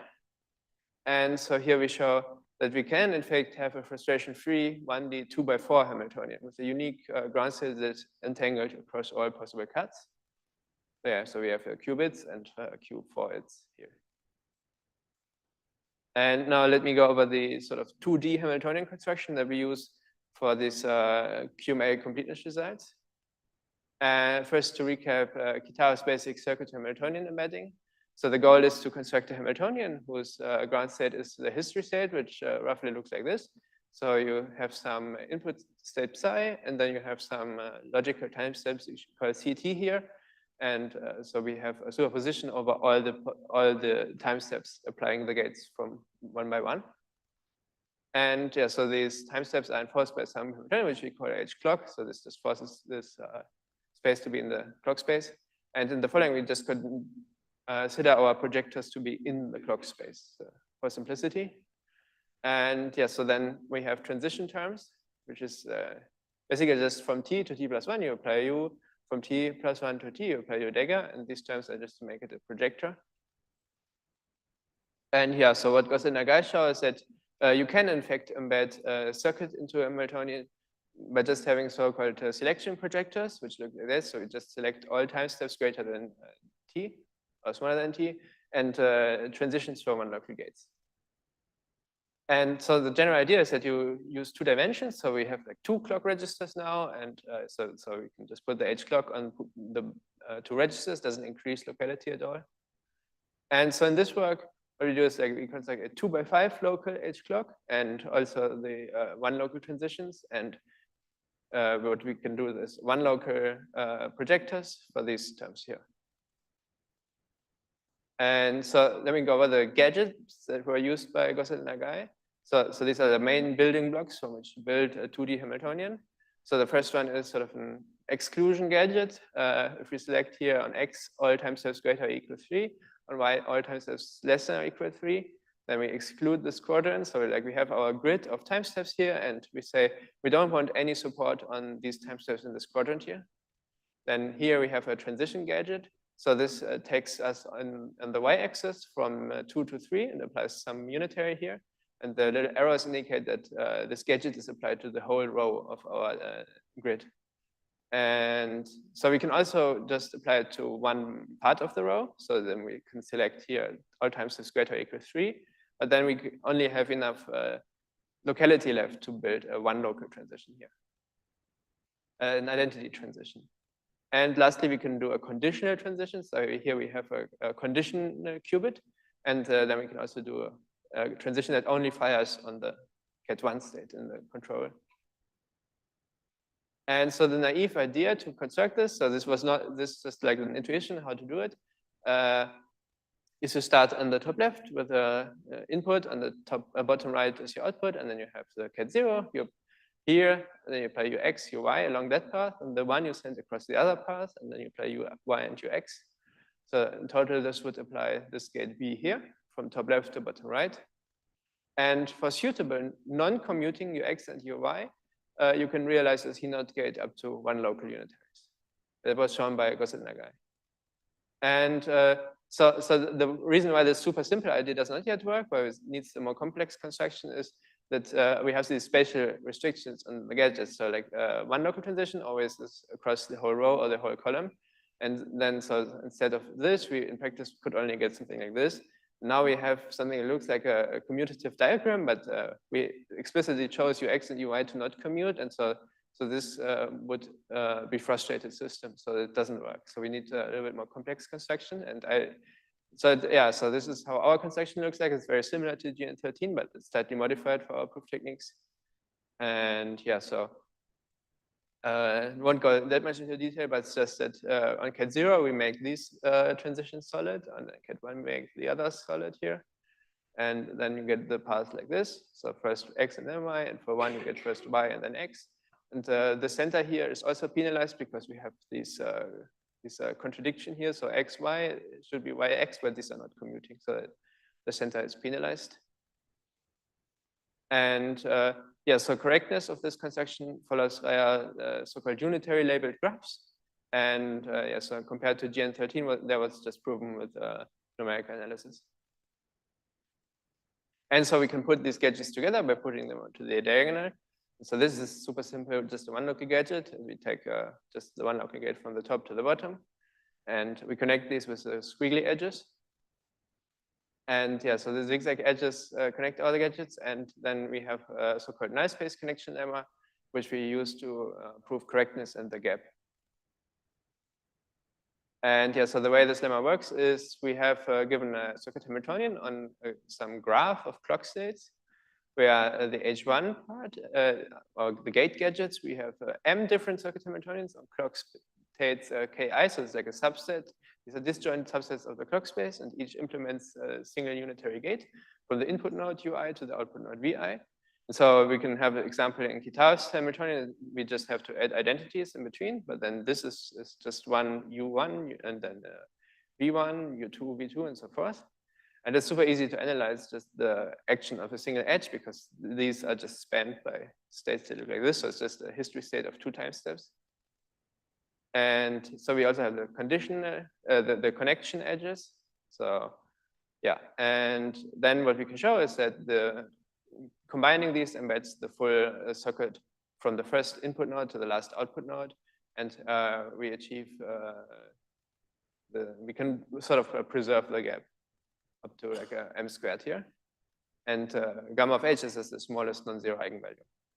So yeah, so this is another way to prove Kitao's Hamiltonian, but it works very generally.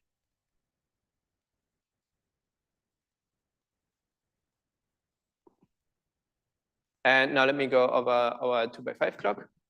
So the main question is how can we even use a qubit to do something useful?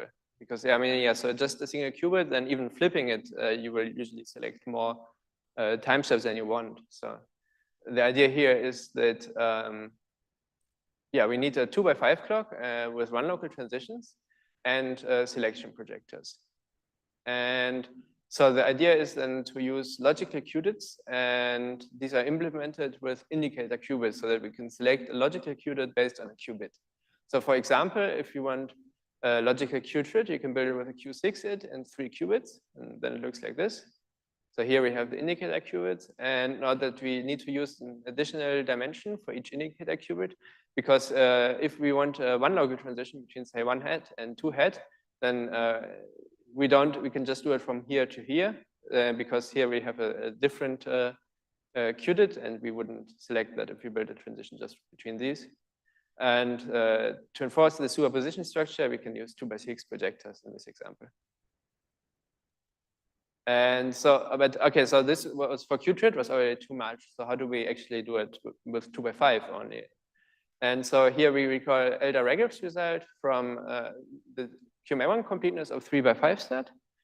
And so the idea there is you get 3 active states basically. So 5-it has U, A1, A2, A3, and D. These are the active states. And actually 2 active states suffice for if we use a 2D Hamiltonian. So then we get a 3x4 set. And now the remains is to transform the 3x4 set into a 2x5 set.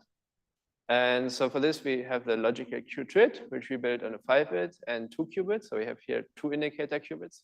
And I won't go too much into detail here. It's really like a very technical construction, and there's not super nice intuition for why this has to be precisely how it is. And I mean, I don't exactly know whether it can be improved or not. So yeah, just take it for granted how I write this here. And we also have the 4-it. Here we only have space for 1 single indicator qubit.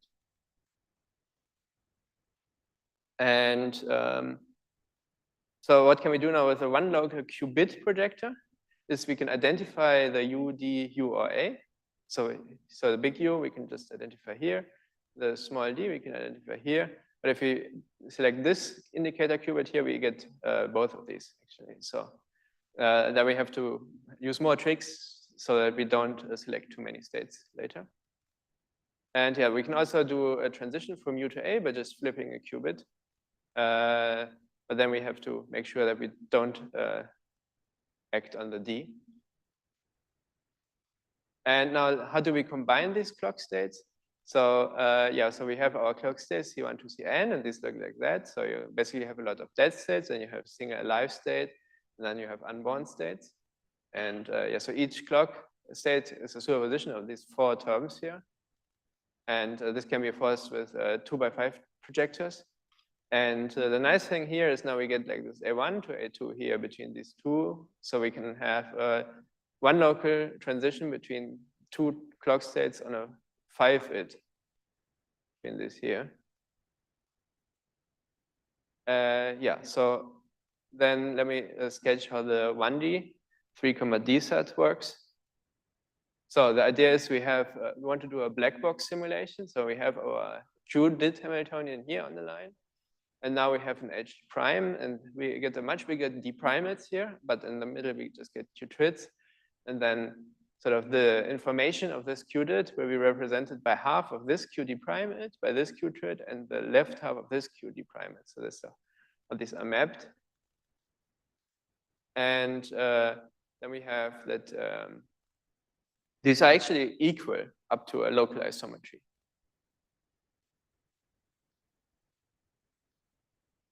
And okay, so more formally, what we do is, okay, so we have this Hamiltonian here, which is given on the line. And we say each HI is positive semi-definite. Then we can efficiently compute some H prime on a 3, D prime line, such that lambda min of H is 0 if and only if lambda min of H prime is 0, and the gap is also preserved. And so this is, yeah, again, how this looks like. So the idea is to logically split the QD primates into 2 QD primates. And D prime then, of course, has to be the square root of D prime. And yeah, so then each D prime times 3 times D prime system logically represents a QDit. And yeah, so then we sort of have to move the logical QDit between these QD primates. And for this, we use this H ball, which we call this like this because we use like a balls and bins model to implement this gadget. And then because the information is available one locally, it actually suffices to build our gadgets just with one local. So here we can displace the H12 up to a local isometry, and then yeah. So because this D prime it and this D prime it both have the full QDit information available. And so yeah, so the basic idea was with the balls and bins that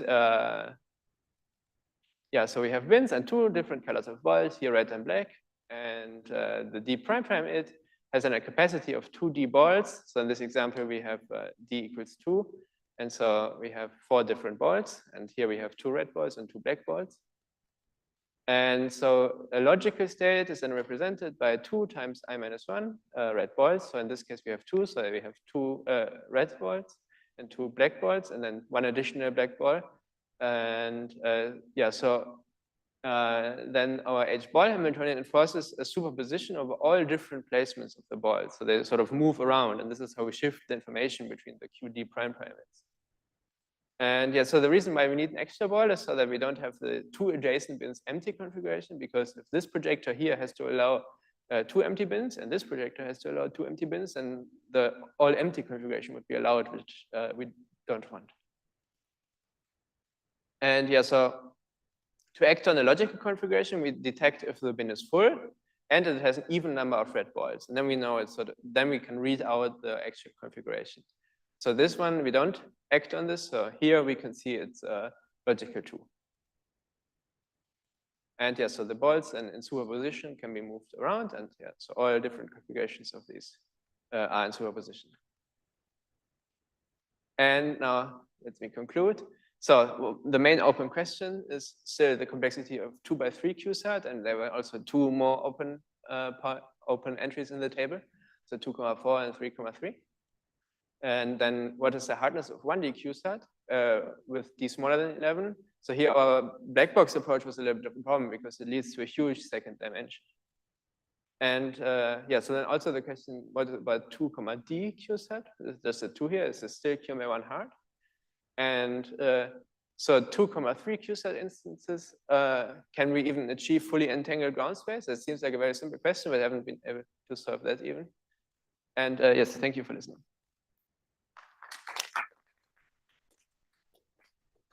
Thank you very much. So any questions?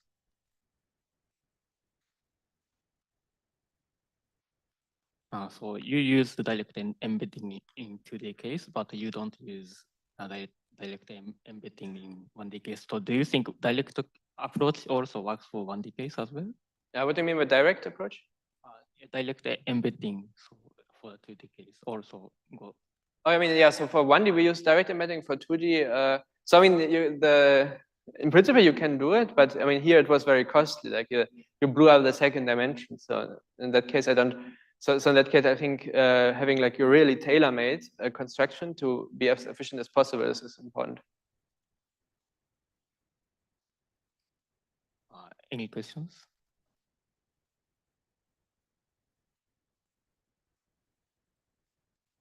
Okay, so if not, so let's thank the speaker again. So yeah.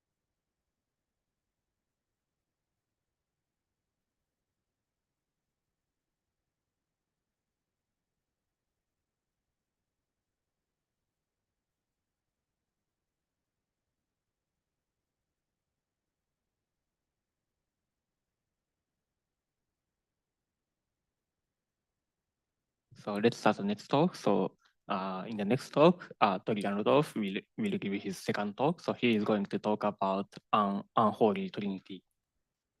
Yeah, thanks. So this was a joint work with Marco Aldi and Seva Karabian. And yeah, so we talk about TFMP, Bezoos' theorem, and the quantum satisfiability problem. Okay, so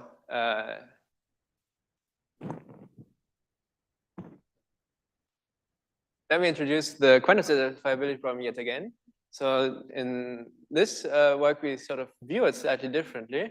So again, we have our Hamiltonian on n qubits, but now we regard every constraint as a rank one local projector. So we have here a sum over these one local projectors phi I, and each constraint is Si local, and yeah, so it acts on this subset of qubits. And the problem is to check, does there exist a state such that h times psi is 0 or a common ground state? And so for this to hold, psi must satisfy all constraints. So this equation here must be satisfied.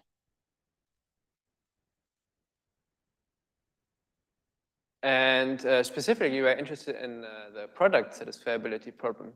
So the setup is the same as before, but now we ask, does there exist a product, say psi, which is a tensor product across all qubits, such that all the constraints are satisfied on their support. So here for constraint phi I, we just tensor together the qubits on the support Si of phi I, and we demand that this is 0. And of course, I mean, this is equivalent again to h times psi is 0. And so now we can efficiently represent a product state. This is, yeah, because this is just a qubit. So we have n qubits that can be efficiently represented. But due to accuracy concerns, we actually get an epsilon product here. So here we just ask that the absolute value of this expression is bounded by some small epsilon. And now this is easy to check, of course. And now we can also ask the question, when actually do we know that there exists a product solution? So the criterion here, we first need to look at our system as a graph, or a hypergraph rather. So the qubits and constraints form a hypergraph, and the vertices are the qubits. So here we have 4 qubits, and the constraints form hyperedges. So each edge here, so for example, this is a 3-local constraint, and then this forms the hyperedge WXY. And so we can also have edges of different sizes. So here just a 2-local constraint forms the edge XZ. And we can add another 3-local constraint. And we can also have duplicate constraints to implement higher rank projectors. So here we can have a 2 rank projector on this set of 3 qubits. And we say that the graph G has an SDR, a system of distinct representatives, if there exists an injective map F from the edges to the vertices, such that each edge is mapped to a vertex that is part of the edge. So for example, this here is an example of an SDR. So you map this outer edge to W, the inner edge to X, the red edge here to Z, and the blue edge to Y. And so a theorem by Laumann and others says if H has an SDR, then H has a product solution. And a generic instance H without an SDR has no product solution. And for a generic instance, you can think like, okay, so we fix this hypergraph layout, and then for each constraint, we just pick a random rank 1 projector. And the probability that this is has a product solution is then, if it does not have an SDR, then the probability that it has a product solution is 0. So effectively, like for almost all sets of constraints, we have no product solution here.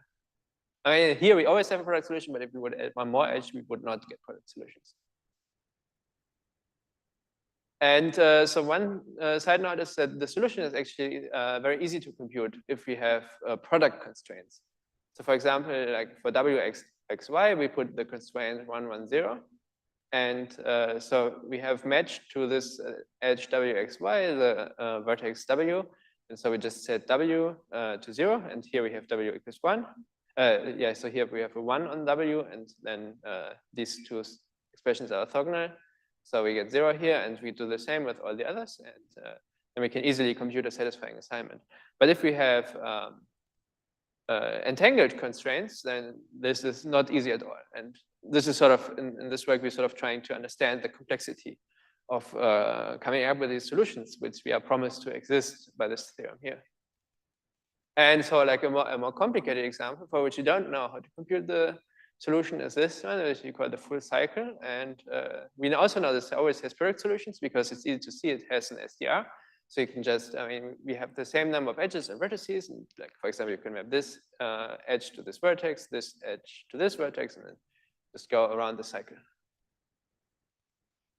And okay, so as I said, so what is the complexity of computing a product solution of a Q-set incident with SDR?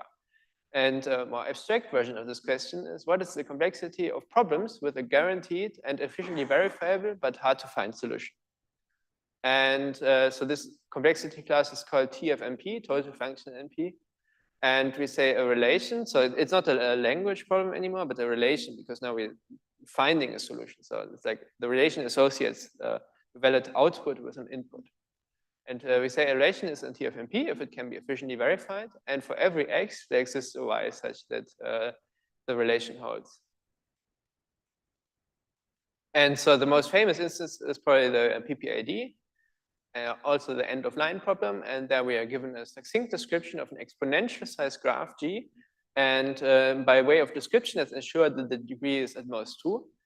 And we also given access to a node that has degree equals 1. And then we want to find another vertex V that's different, that has degree also 1. And now, because this graph has a most degree 2, so it's just a collection of lines, there must exist such a vertex. But I mean, of course, like the path can be exponentially long, so we don't know sufficiently computed.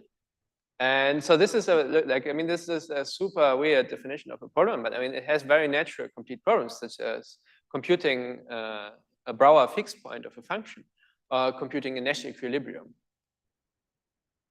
And yeah, also our problem Q-set with SDR is in TFMP because the product solution we can efficiently verify.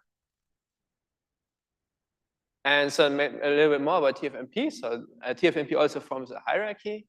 So we have TFMP on top and like CLS at the bottom, and then these all follow from sort of mathematical principles. So PPA is handshaking lemma on graphs. It's not super important if you don't know this, just like a quick overview. PPP is the pigeonhole principle. PLS is searching for a local optimum. PPAD is the end of line problem. CLS is gradient descent, and here it has actually been shown, and this was a recent result, and it was very difficult, that the intersection of like finding a local optimum and following the end of a line is actually a gradient descent, which sort of intuitively makes sense. Okay, so now let me go over our results. So the first one is we extend the theorem by Laumann et al. Now to qubits. So for this, look at this instance here. So we have 2 qubits, qtrit, and 4 different constraints. 3 of them are 2 local, and 1 of them is 3 local. And again, we can make a hypergraph of these constraints, same as before. Now we have a different notion. This is a WSDR. Again, it's a map from edges to vertices. It maps each edge to a vertex inside the edge. And what we also demand is that for all vertices, that the pre-image here is at most size di minus 1. So this means for a Q bit, we can only map 1 edge to it, so just the same as a SDR. But for a Q trit, so we have d equals 3, we can map 2 edges to it. And so then the same version now, just generalize if H has a WSDR, then H has a product solution. And a generic instance H without a WSDR has no product solution.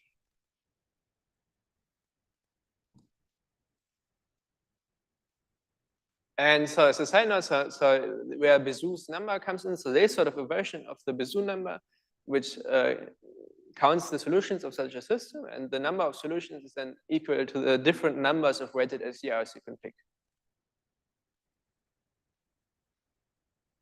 And so one easy corollary, which reproves the known result by Pathas-Sorathi, is if we have some subspace V of tensor photograph Hilbert spaces, is completely entangled. So then it contains no product solutions across any cut of these K spaces. Then we can upper bound the dimension by this expression here. And this is now super easy to prove. So each qubit represents one of these Hilbert spaces. And the dimension is chosen to be the same as the HI. And then we introduce one global constraint for each state in a basis of the orthogonal complement of V. And now WSDR is easy to see that it exists if and only if the dimension of this orthogonal complement is at most this. And this is just because for each qubit DI, we can assign DI minus 1 constraints to the qubit in the WSDR. And so now our new subclass will be MHS as a set of relations that can be polytime reduced to computing approximate solutions to systems of multi-homogeneous equations. And this is only for the definition of the results. I later define in more detail what a multi-homogeneous equation is. And the solution should be guaranteed by the multi-homogeneous Bézout theorem. And so what we show is that quantum set with SDR is MHS complete. And so it's known that set with SDR is polytime solvable. So it's sort of what I showed in the beginning where you had the product constraints. And what we also have is Q set with SDR, and just one extra clause is MP complete, was also shown by Gerd.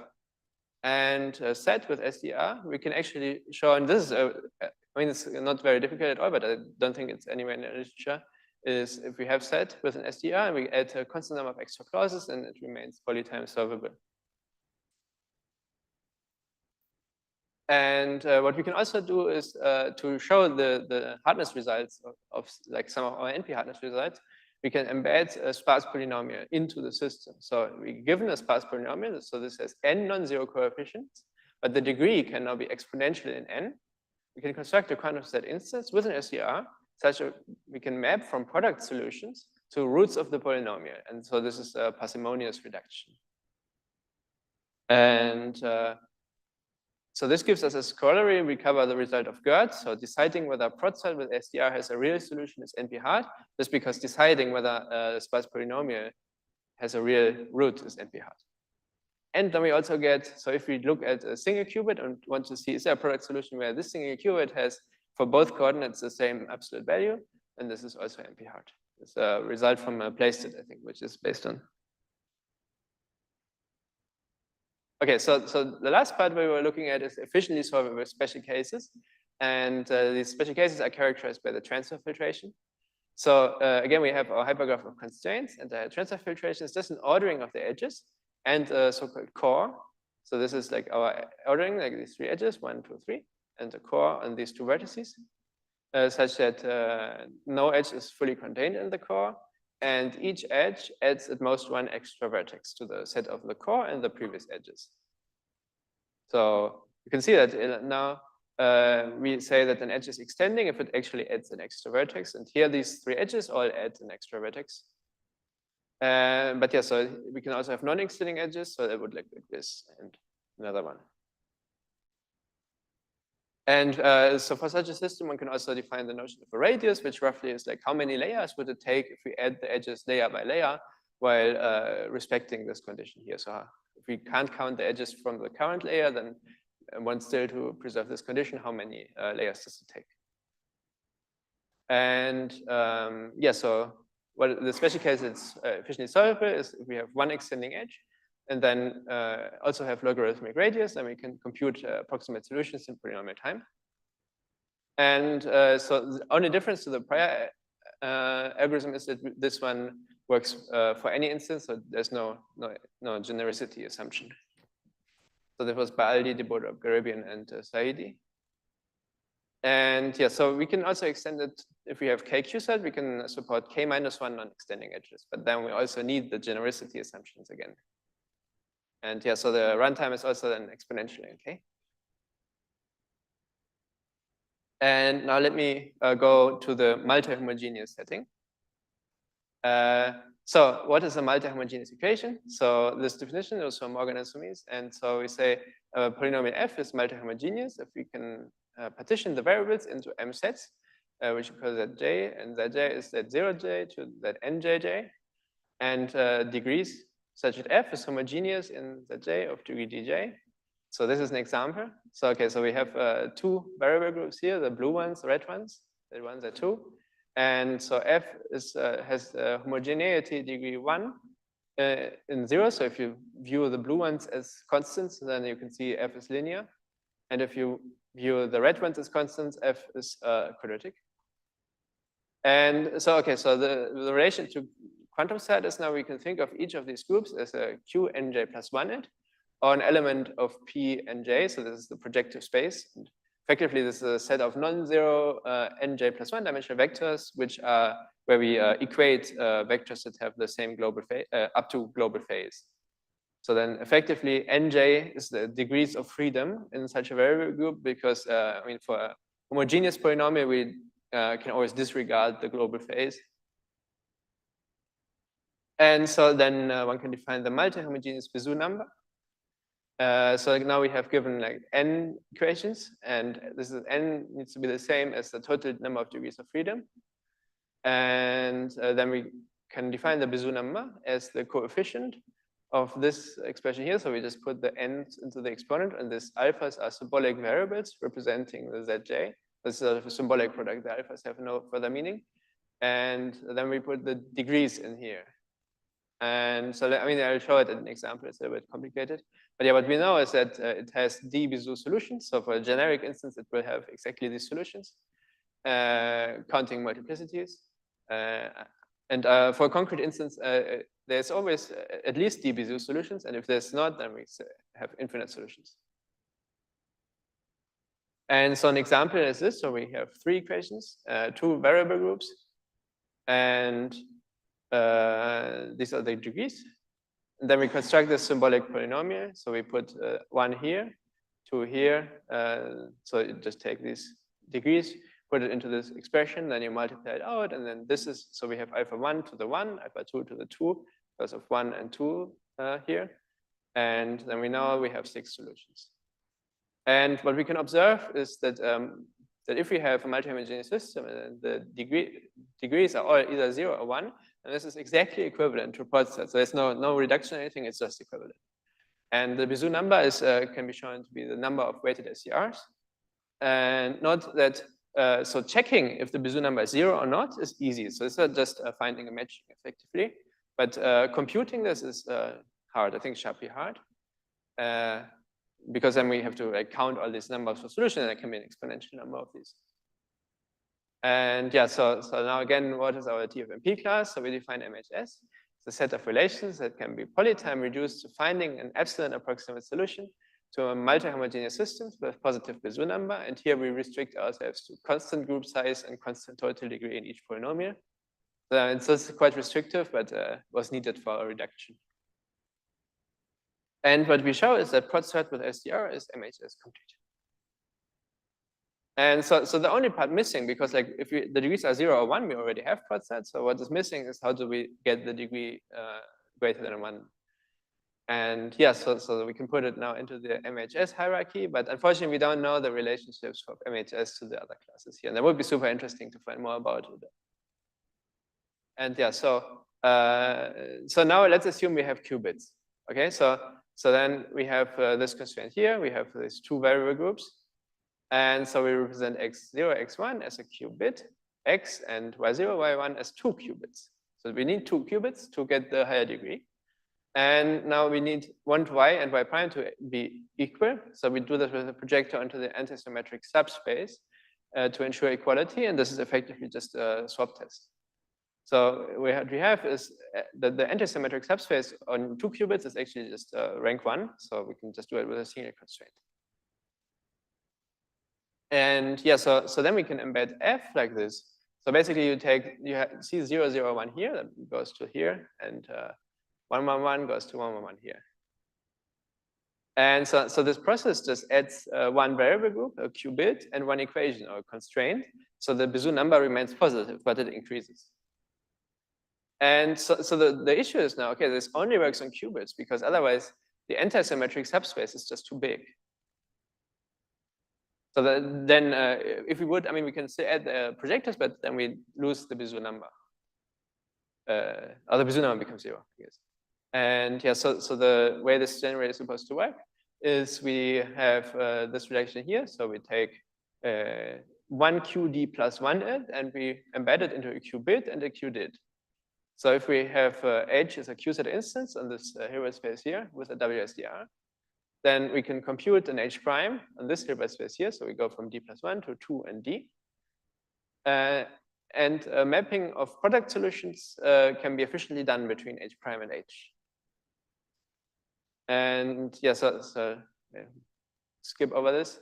And yeah, so the way this then basically works is we have our qubit here, and we want to turn it into two qubits. And this increases locality of the edges. This is also why this only supports really a constant or maybe a logarithmic number of degree, a logarithmic degree at most, because then later the constraints just become too large to efficiently represent. And yeah, so these other edges here, like the blue edge, is not touched by this at all. And yeah, so if you do equality projectors, you just add the projector onto the antisymmetric subspace, and for the SDI, you can just map them onto the newly created qubit. And yeah, so I think this one we can skip.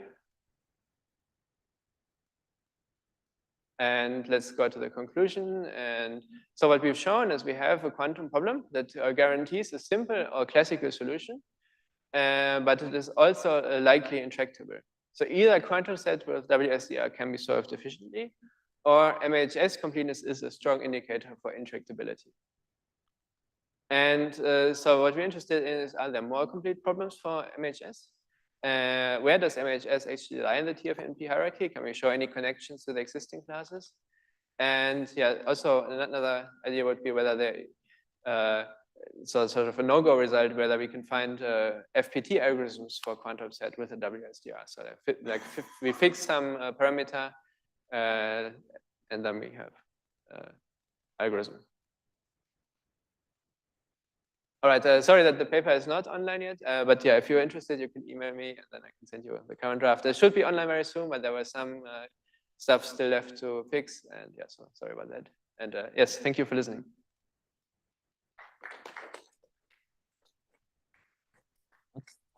Any questions?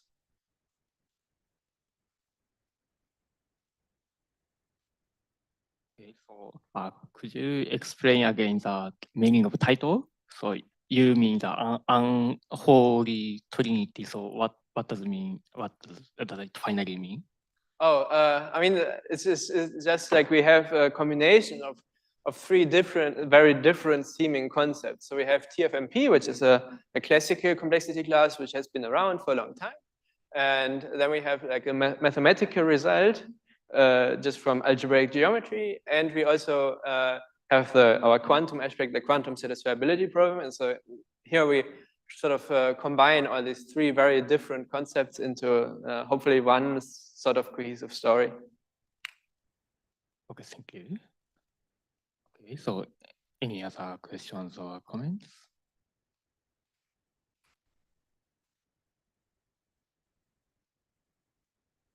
Okay, so if not, so let's thank the speaker again. Thanks.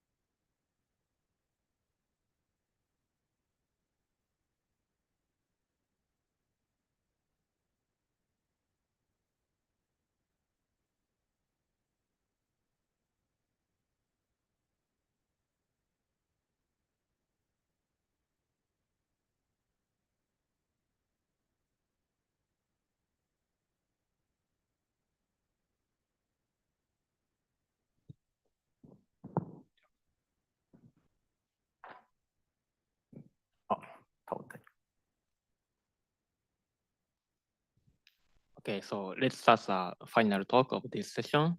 So the next speaker is Ase Hasegawa, and he's going to talk about the power of quantum distributed proofs.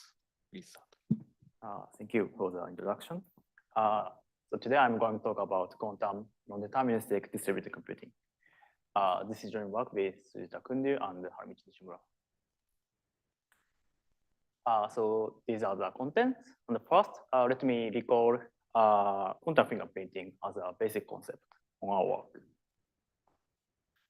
So simultaneously message passing model, so-called the SMP model, was introduced by Yao. And in the protocol, there are three parties. Alice and Bob has a part of input, and the referee want to calculate some Boolean function by receiving messages from Alice and Bob simultaneously. So the most basic function is the equality function.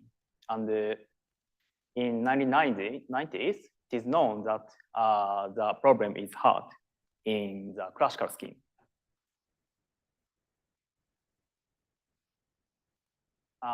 In 2001, Berman, Crave, Butler, and DeWolf discovered that if all the parties and communications are quantum, then there exists a very efficient protocol, log n qubit protocol. And the messages can be is so-called quantum fingerprint, can be constructed with some superposition of linear classical Oracle auction code. And by conducting the swap test, referee can identify the inputs are equal or not.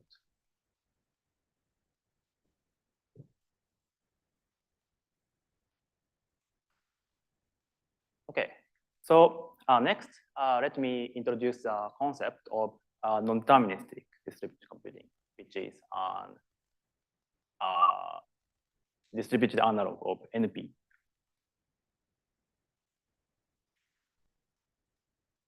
So distributed computing can be regarded as some generalization of communication protocol to multi-party protocol on some network.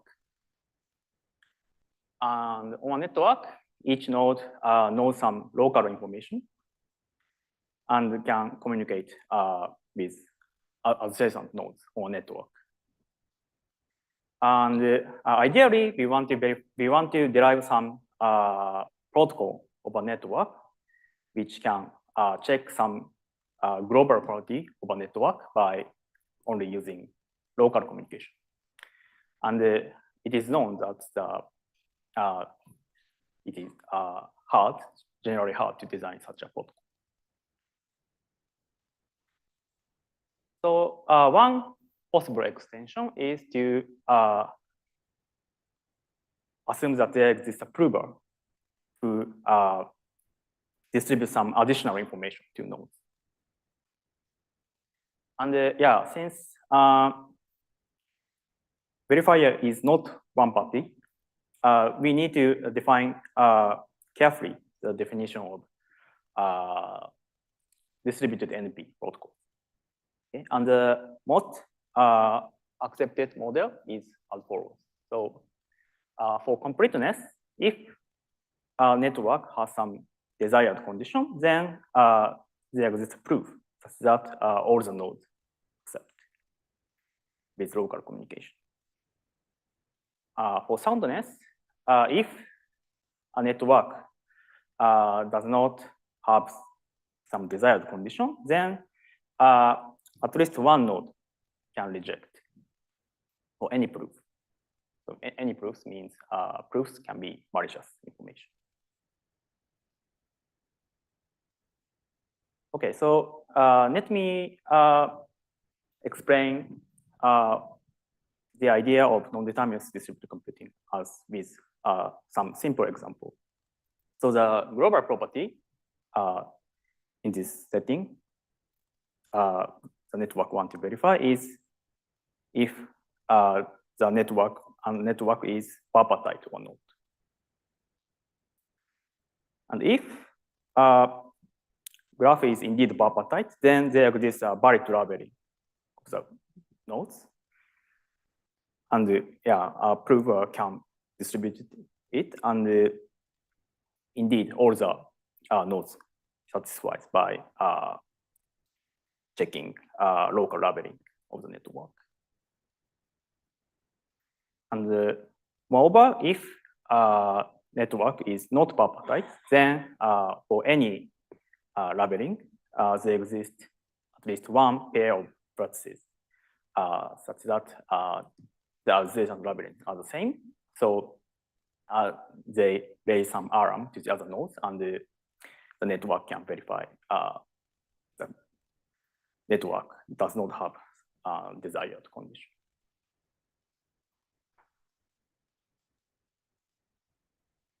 Okay, so next, let me explain about the introduction of quantum distributed NP protocol by Fraino, Lega, Nishimura.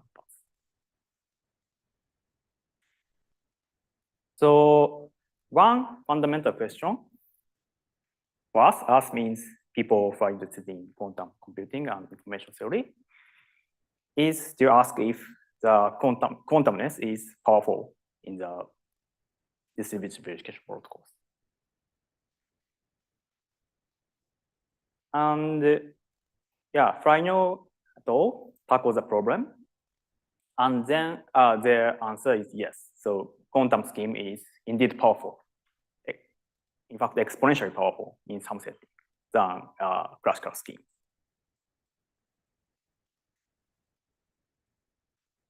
And this is the setting they consider. So there are a set of nodes online, and two extreme nodes has n-bit inputs.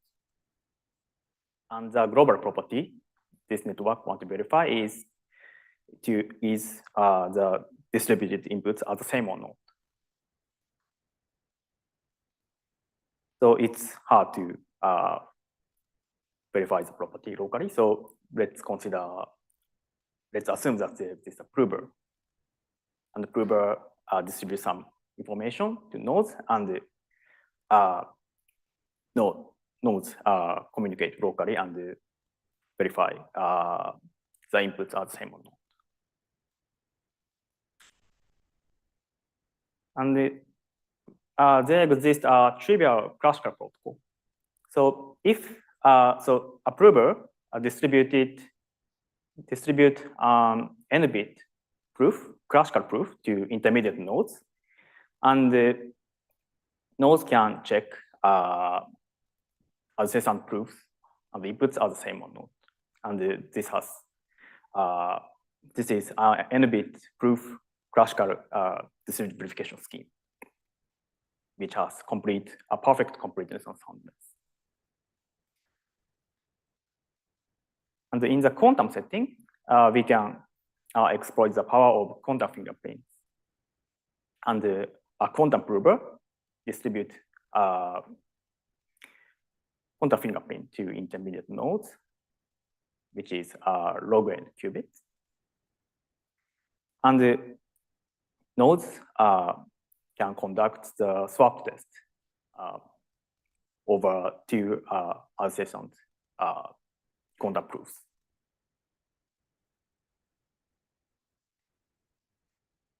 And yeah, this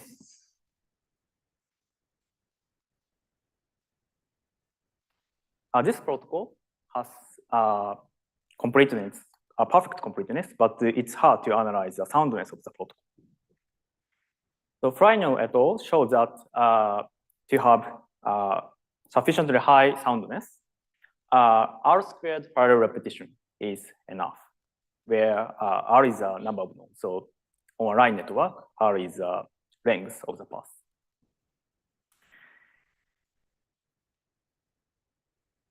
And yeah, they also show that any classical scheme require linear size proof. So so when the network size is small, or R is small, then they exist. They show that there exists exponential large gap between classical quantum setting for the equality problem.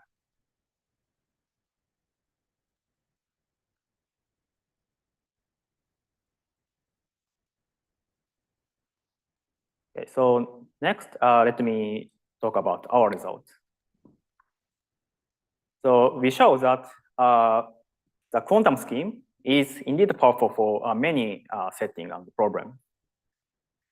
First, we show that we construct more efficient protocol for the equality problem on general networks, and which also has some simpler analysis.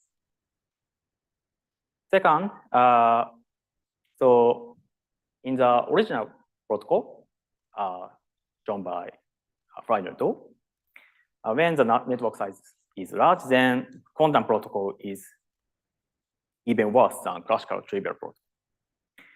So by constructing some modified protocol, we show that quantum scheme is also powerful when the network size is large or fast network.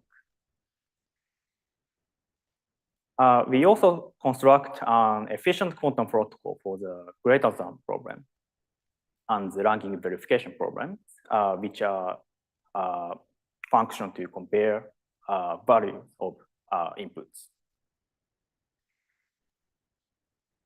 And this result implies that the greater than function is another fundamental problem, which exhibits a large gap between quantum and classical setting in distributed verification protocol. And moreover, we construct some efficient protocol for other functions, such as Hamming distance problem on general network, and a function which has efficient QMA two-party communication protocol or fast network.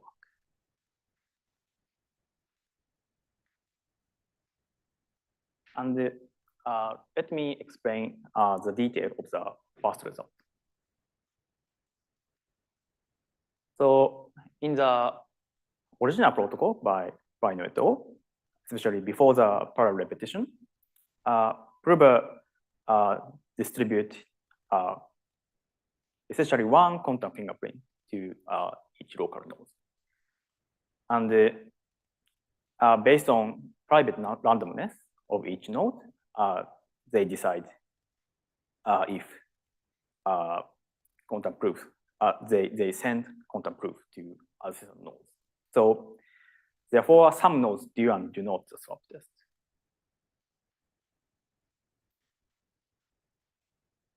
In our setting, we make quantum prover send two quantum fingerprints. And each node symmetrize two fingerprints and two quantum proofs. And then each local node send one quantum proof to adjacent nodes.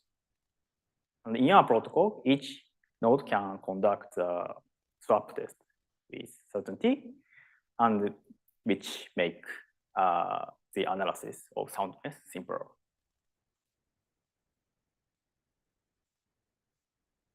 And to show the soundness of the protocol, Frino et al. Derived some rigidity of the swap test. So if the swap test accept on some entangled state over two registers, then with high probability, then each local states are closed.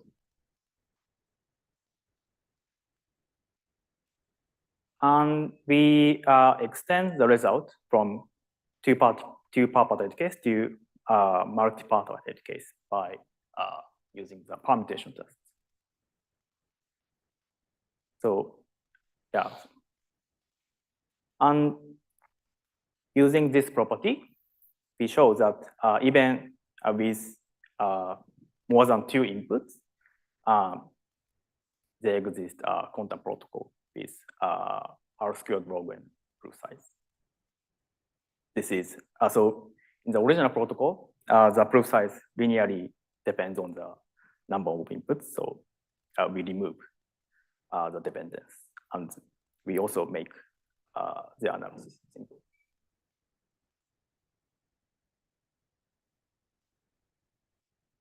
And we also show that there is some limit of the quantum verification, distributed verification protocol.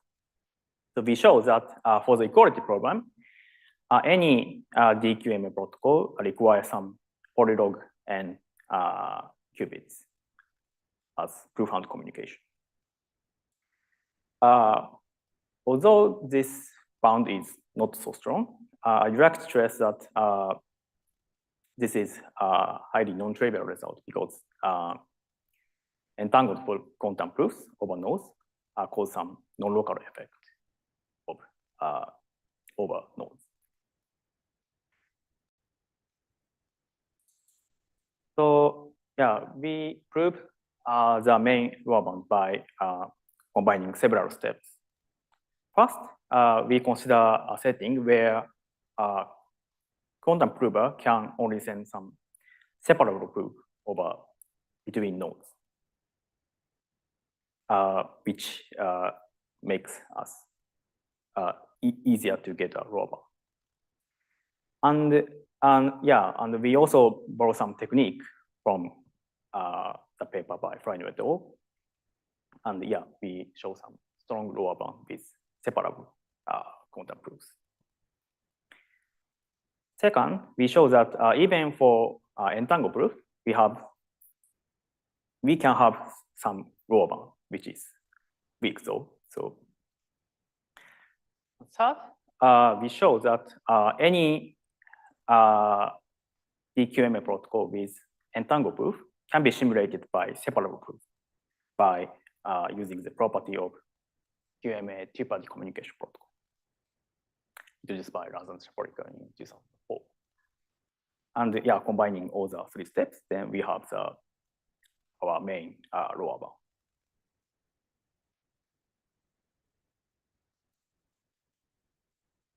Okay, so let me summarize our work and talk. So quantum distributed QMA protocol, quantum non-deterministic distributed computing, was introduced by Freino et al. And they show that they show some large gap in some setting. And we show that the scheme is indeed powerful for many problems and settings. And we also show the first lower bound of the scheme by using some strong property of QMA two-party communication, complete problem. And finally, let me list some op problems. So first, in our work, we introduced a setting where prover can only send separable proof between nodes. And we can also introduce more variants of DQMA protocols, such as the QCMA protocols or DQMA-K protocols. So the question is, can we find a new relationship between them? And note that LOCC DQMA protocol, so proof are quantum, but communications are classical. DQMA protocol was studied by Regal, Miyamoto, and Nishimura, which was presented last year's TQC. And second, so the main parameter on distributed computing is the graph size rather than the input size. So the main focus in our work is about the data quantum advantage on the data side, input side. So the question is to ask if we can prove quantum advantage on the graph size, network size, or to prove that there's no quantum advantage on the graph size. Finally, the final open question is, can we prove a stronger quantum lower bound? That's it for my talk. Thanks for your attention.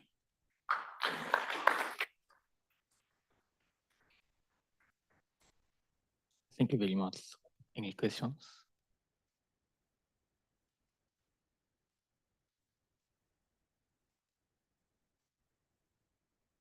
So you mentioned that you are able to reduce the number of qubits in the message compared to previous protocol. So yeah, you are able to reduce the number of qubits in the message from the prover compared to previous protocol. So how can the reduction be made? You mean this result? Yeah. Yeah, so in the original protocol, they run,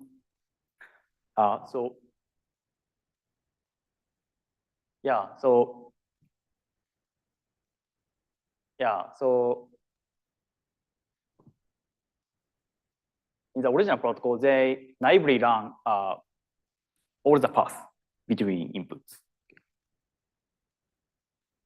So which the proof size depends on the number of inputs linearly. And in our protocol, we exploit the power of permutation test. So we use the permutation test by conducting the swap test many times. So yeah, one permutation test can substitute many swap tests.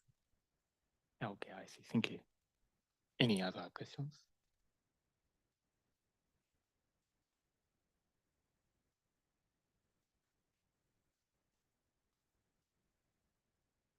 So you also showed the upper bound and the lower bound. So which do you think is a tight side? So do you think the upper bound on the protocol is tight?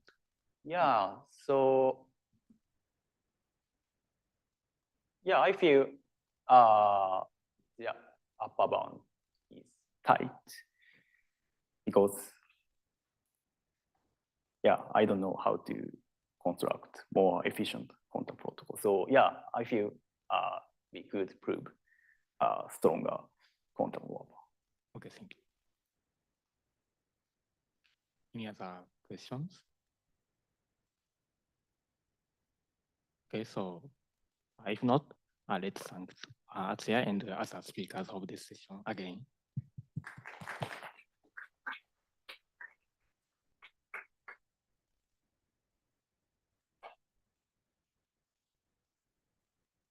So this is the end of the session.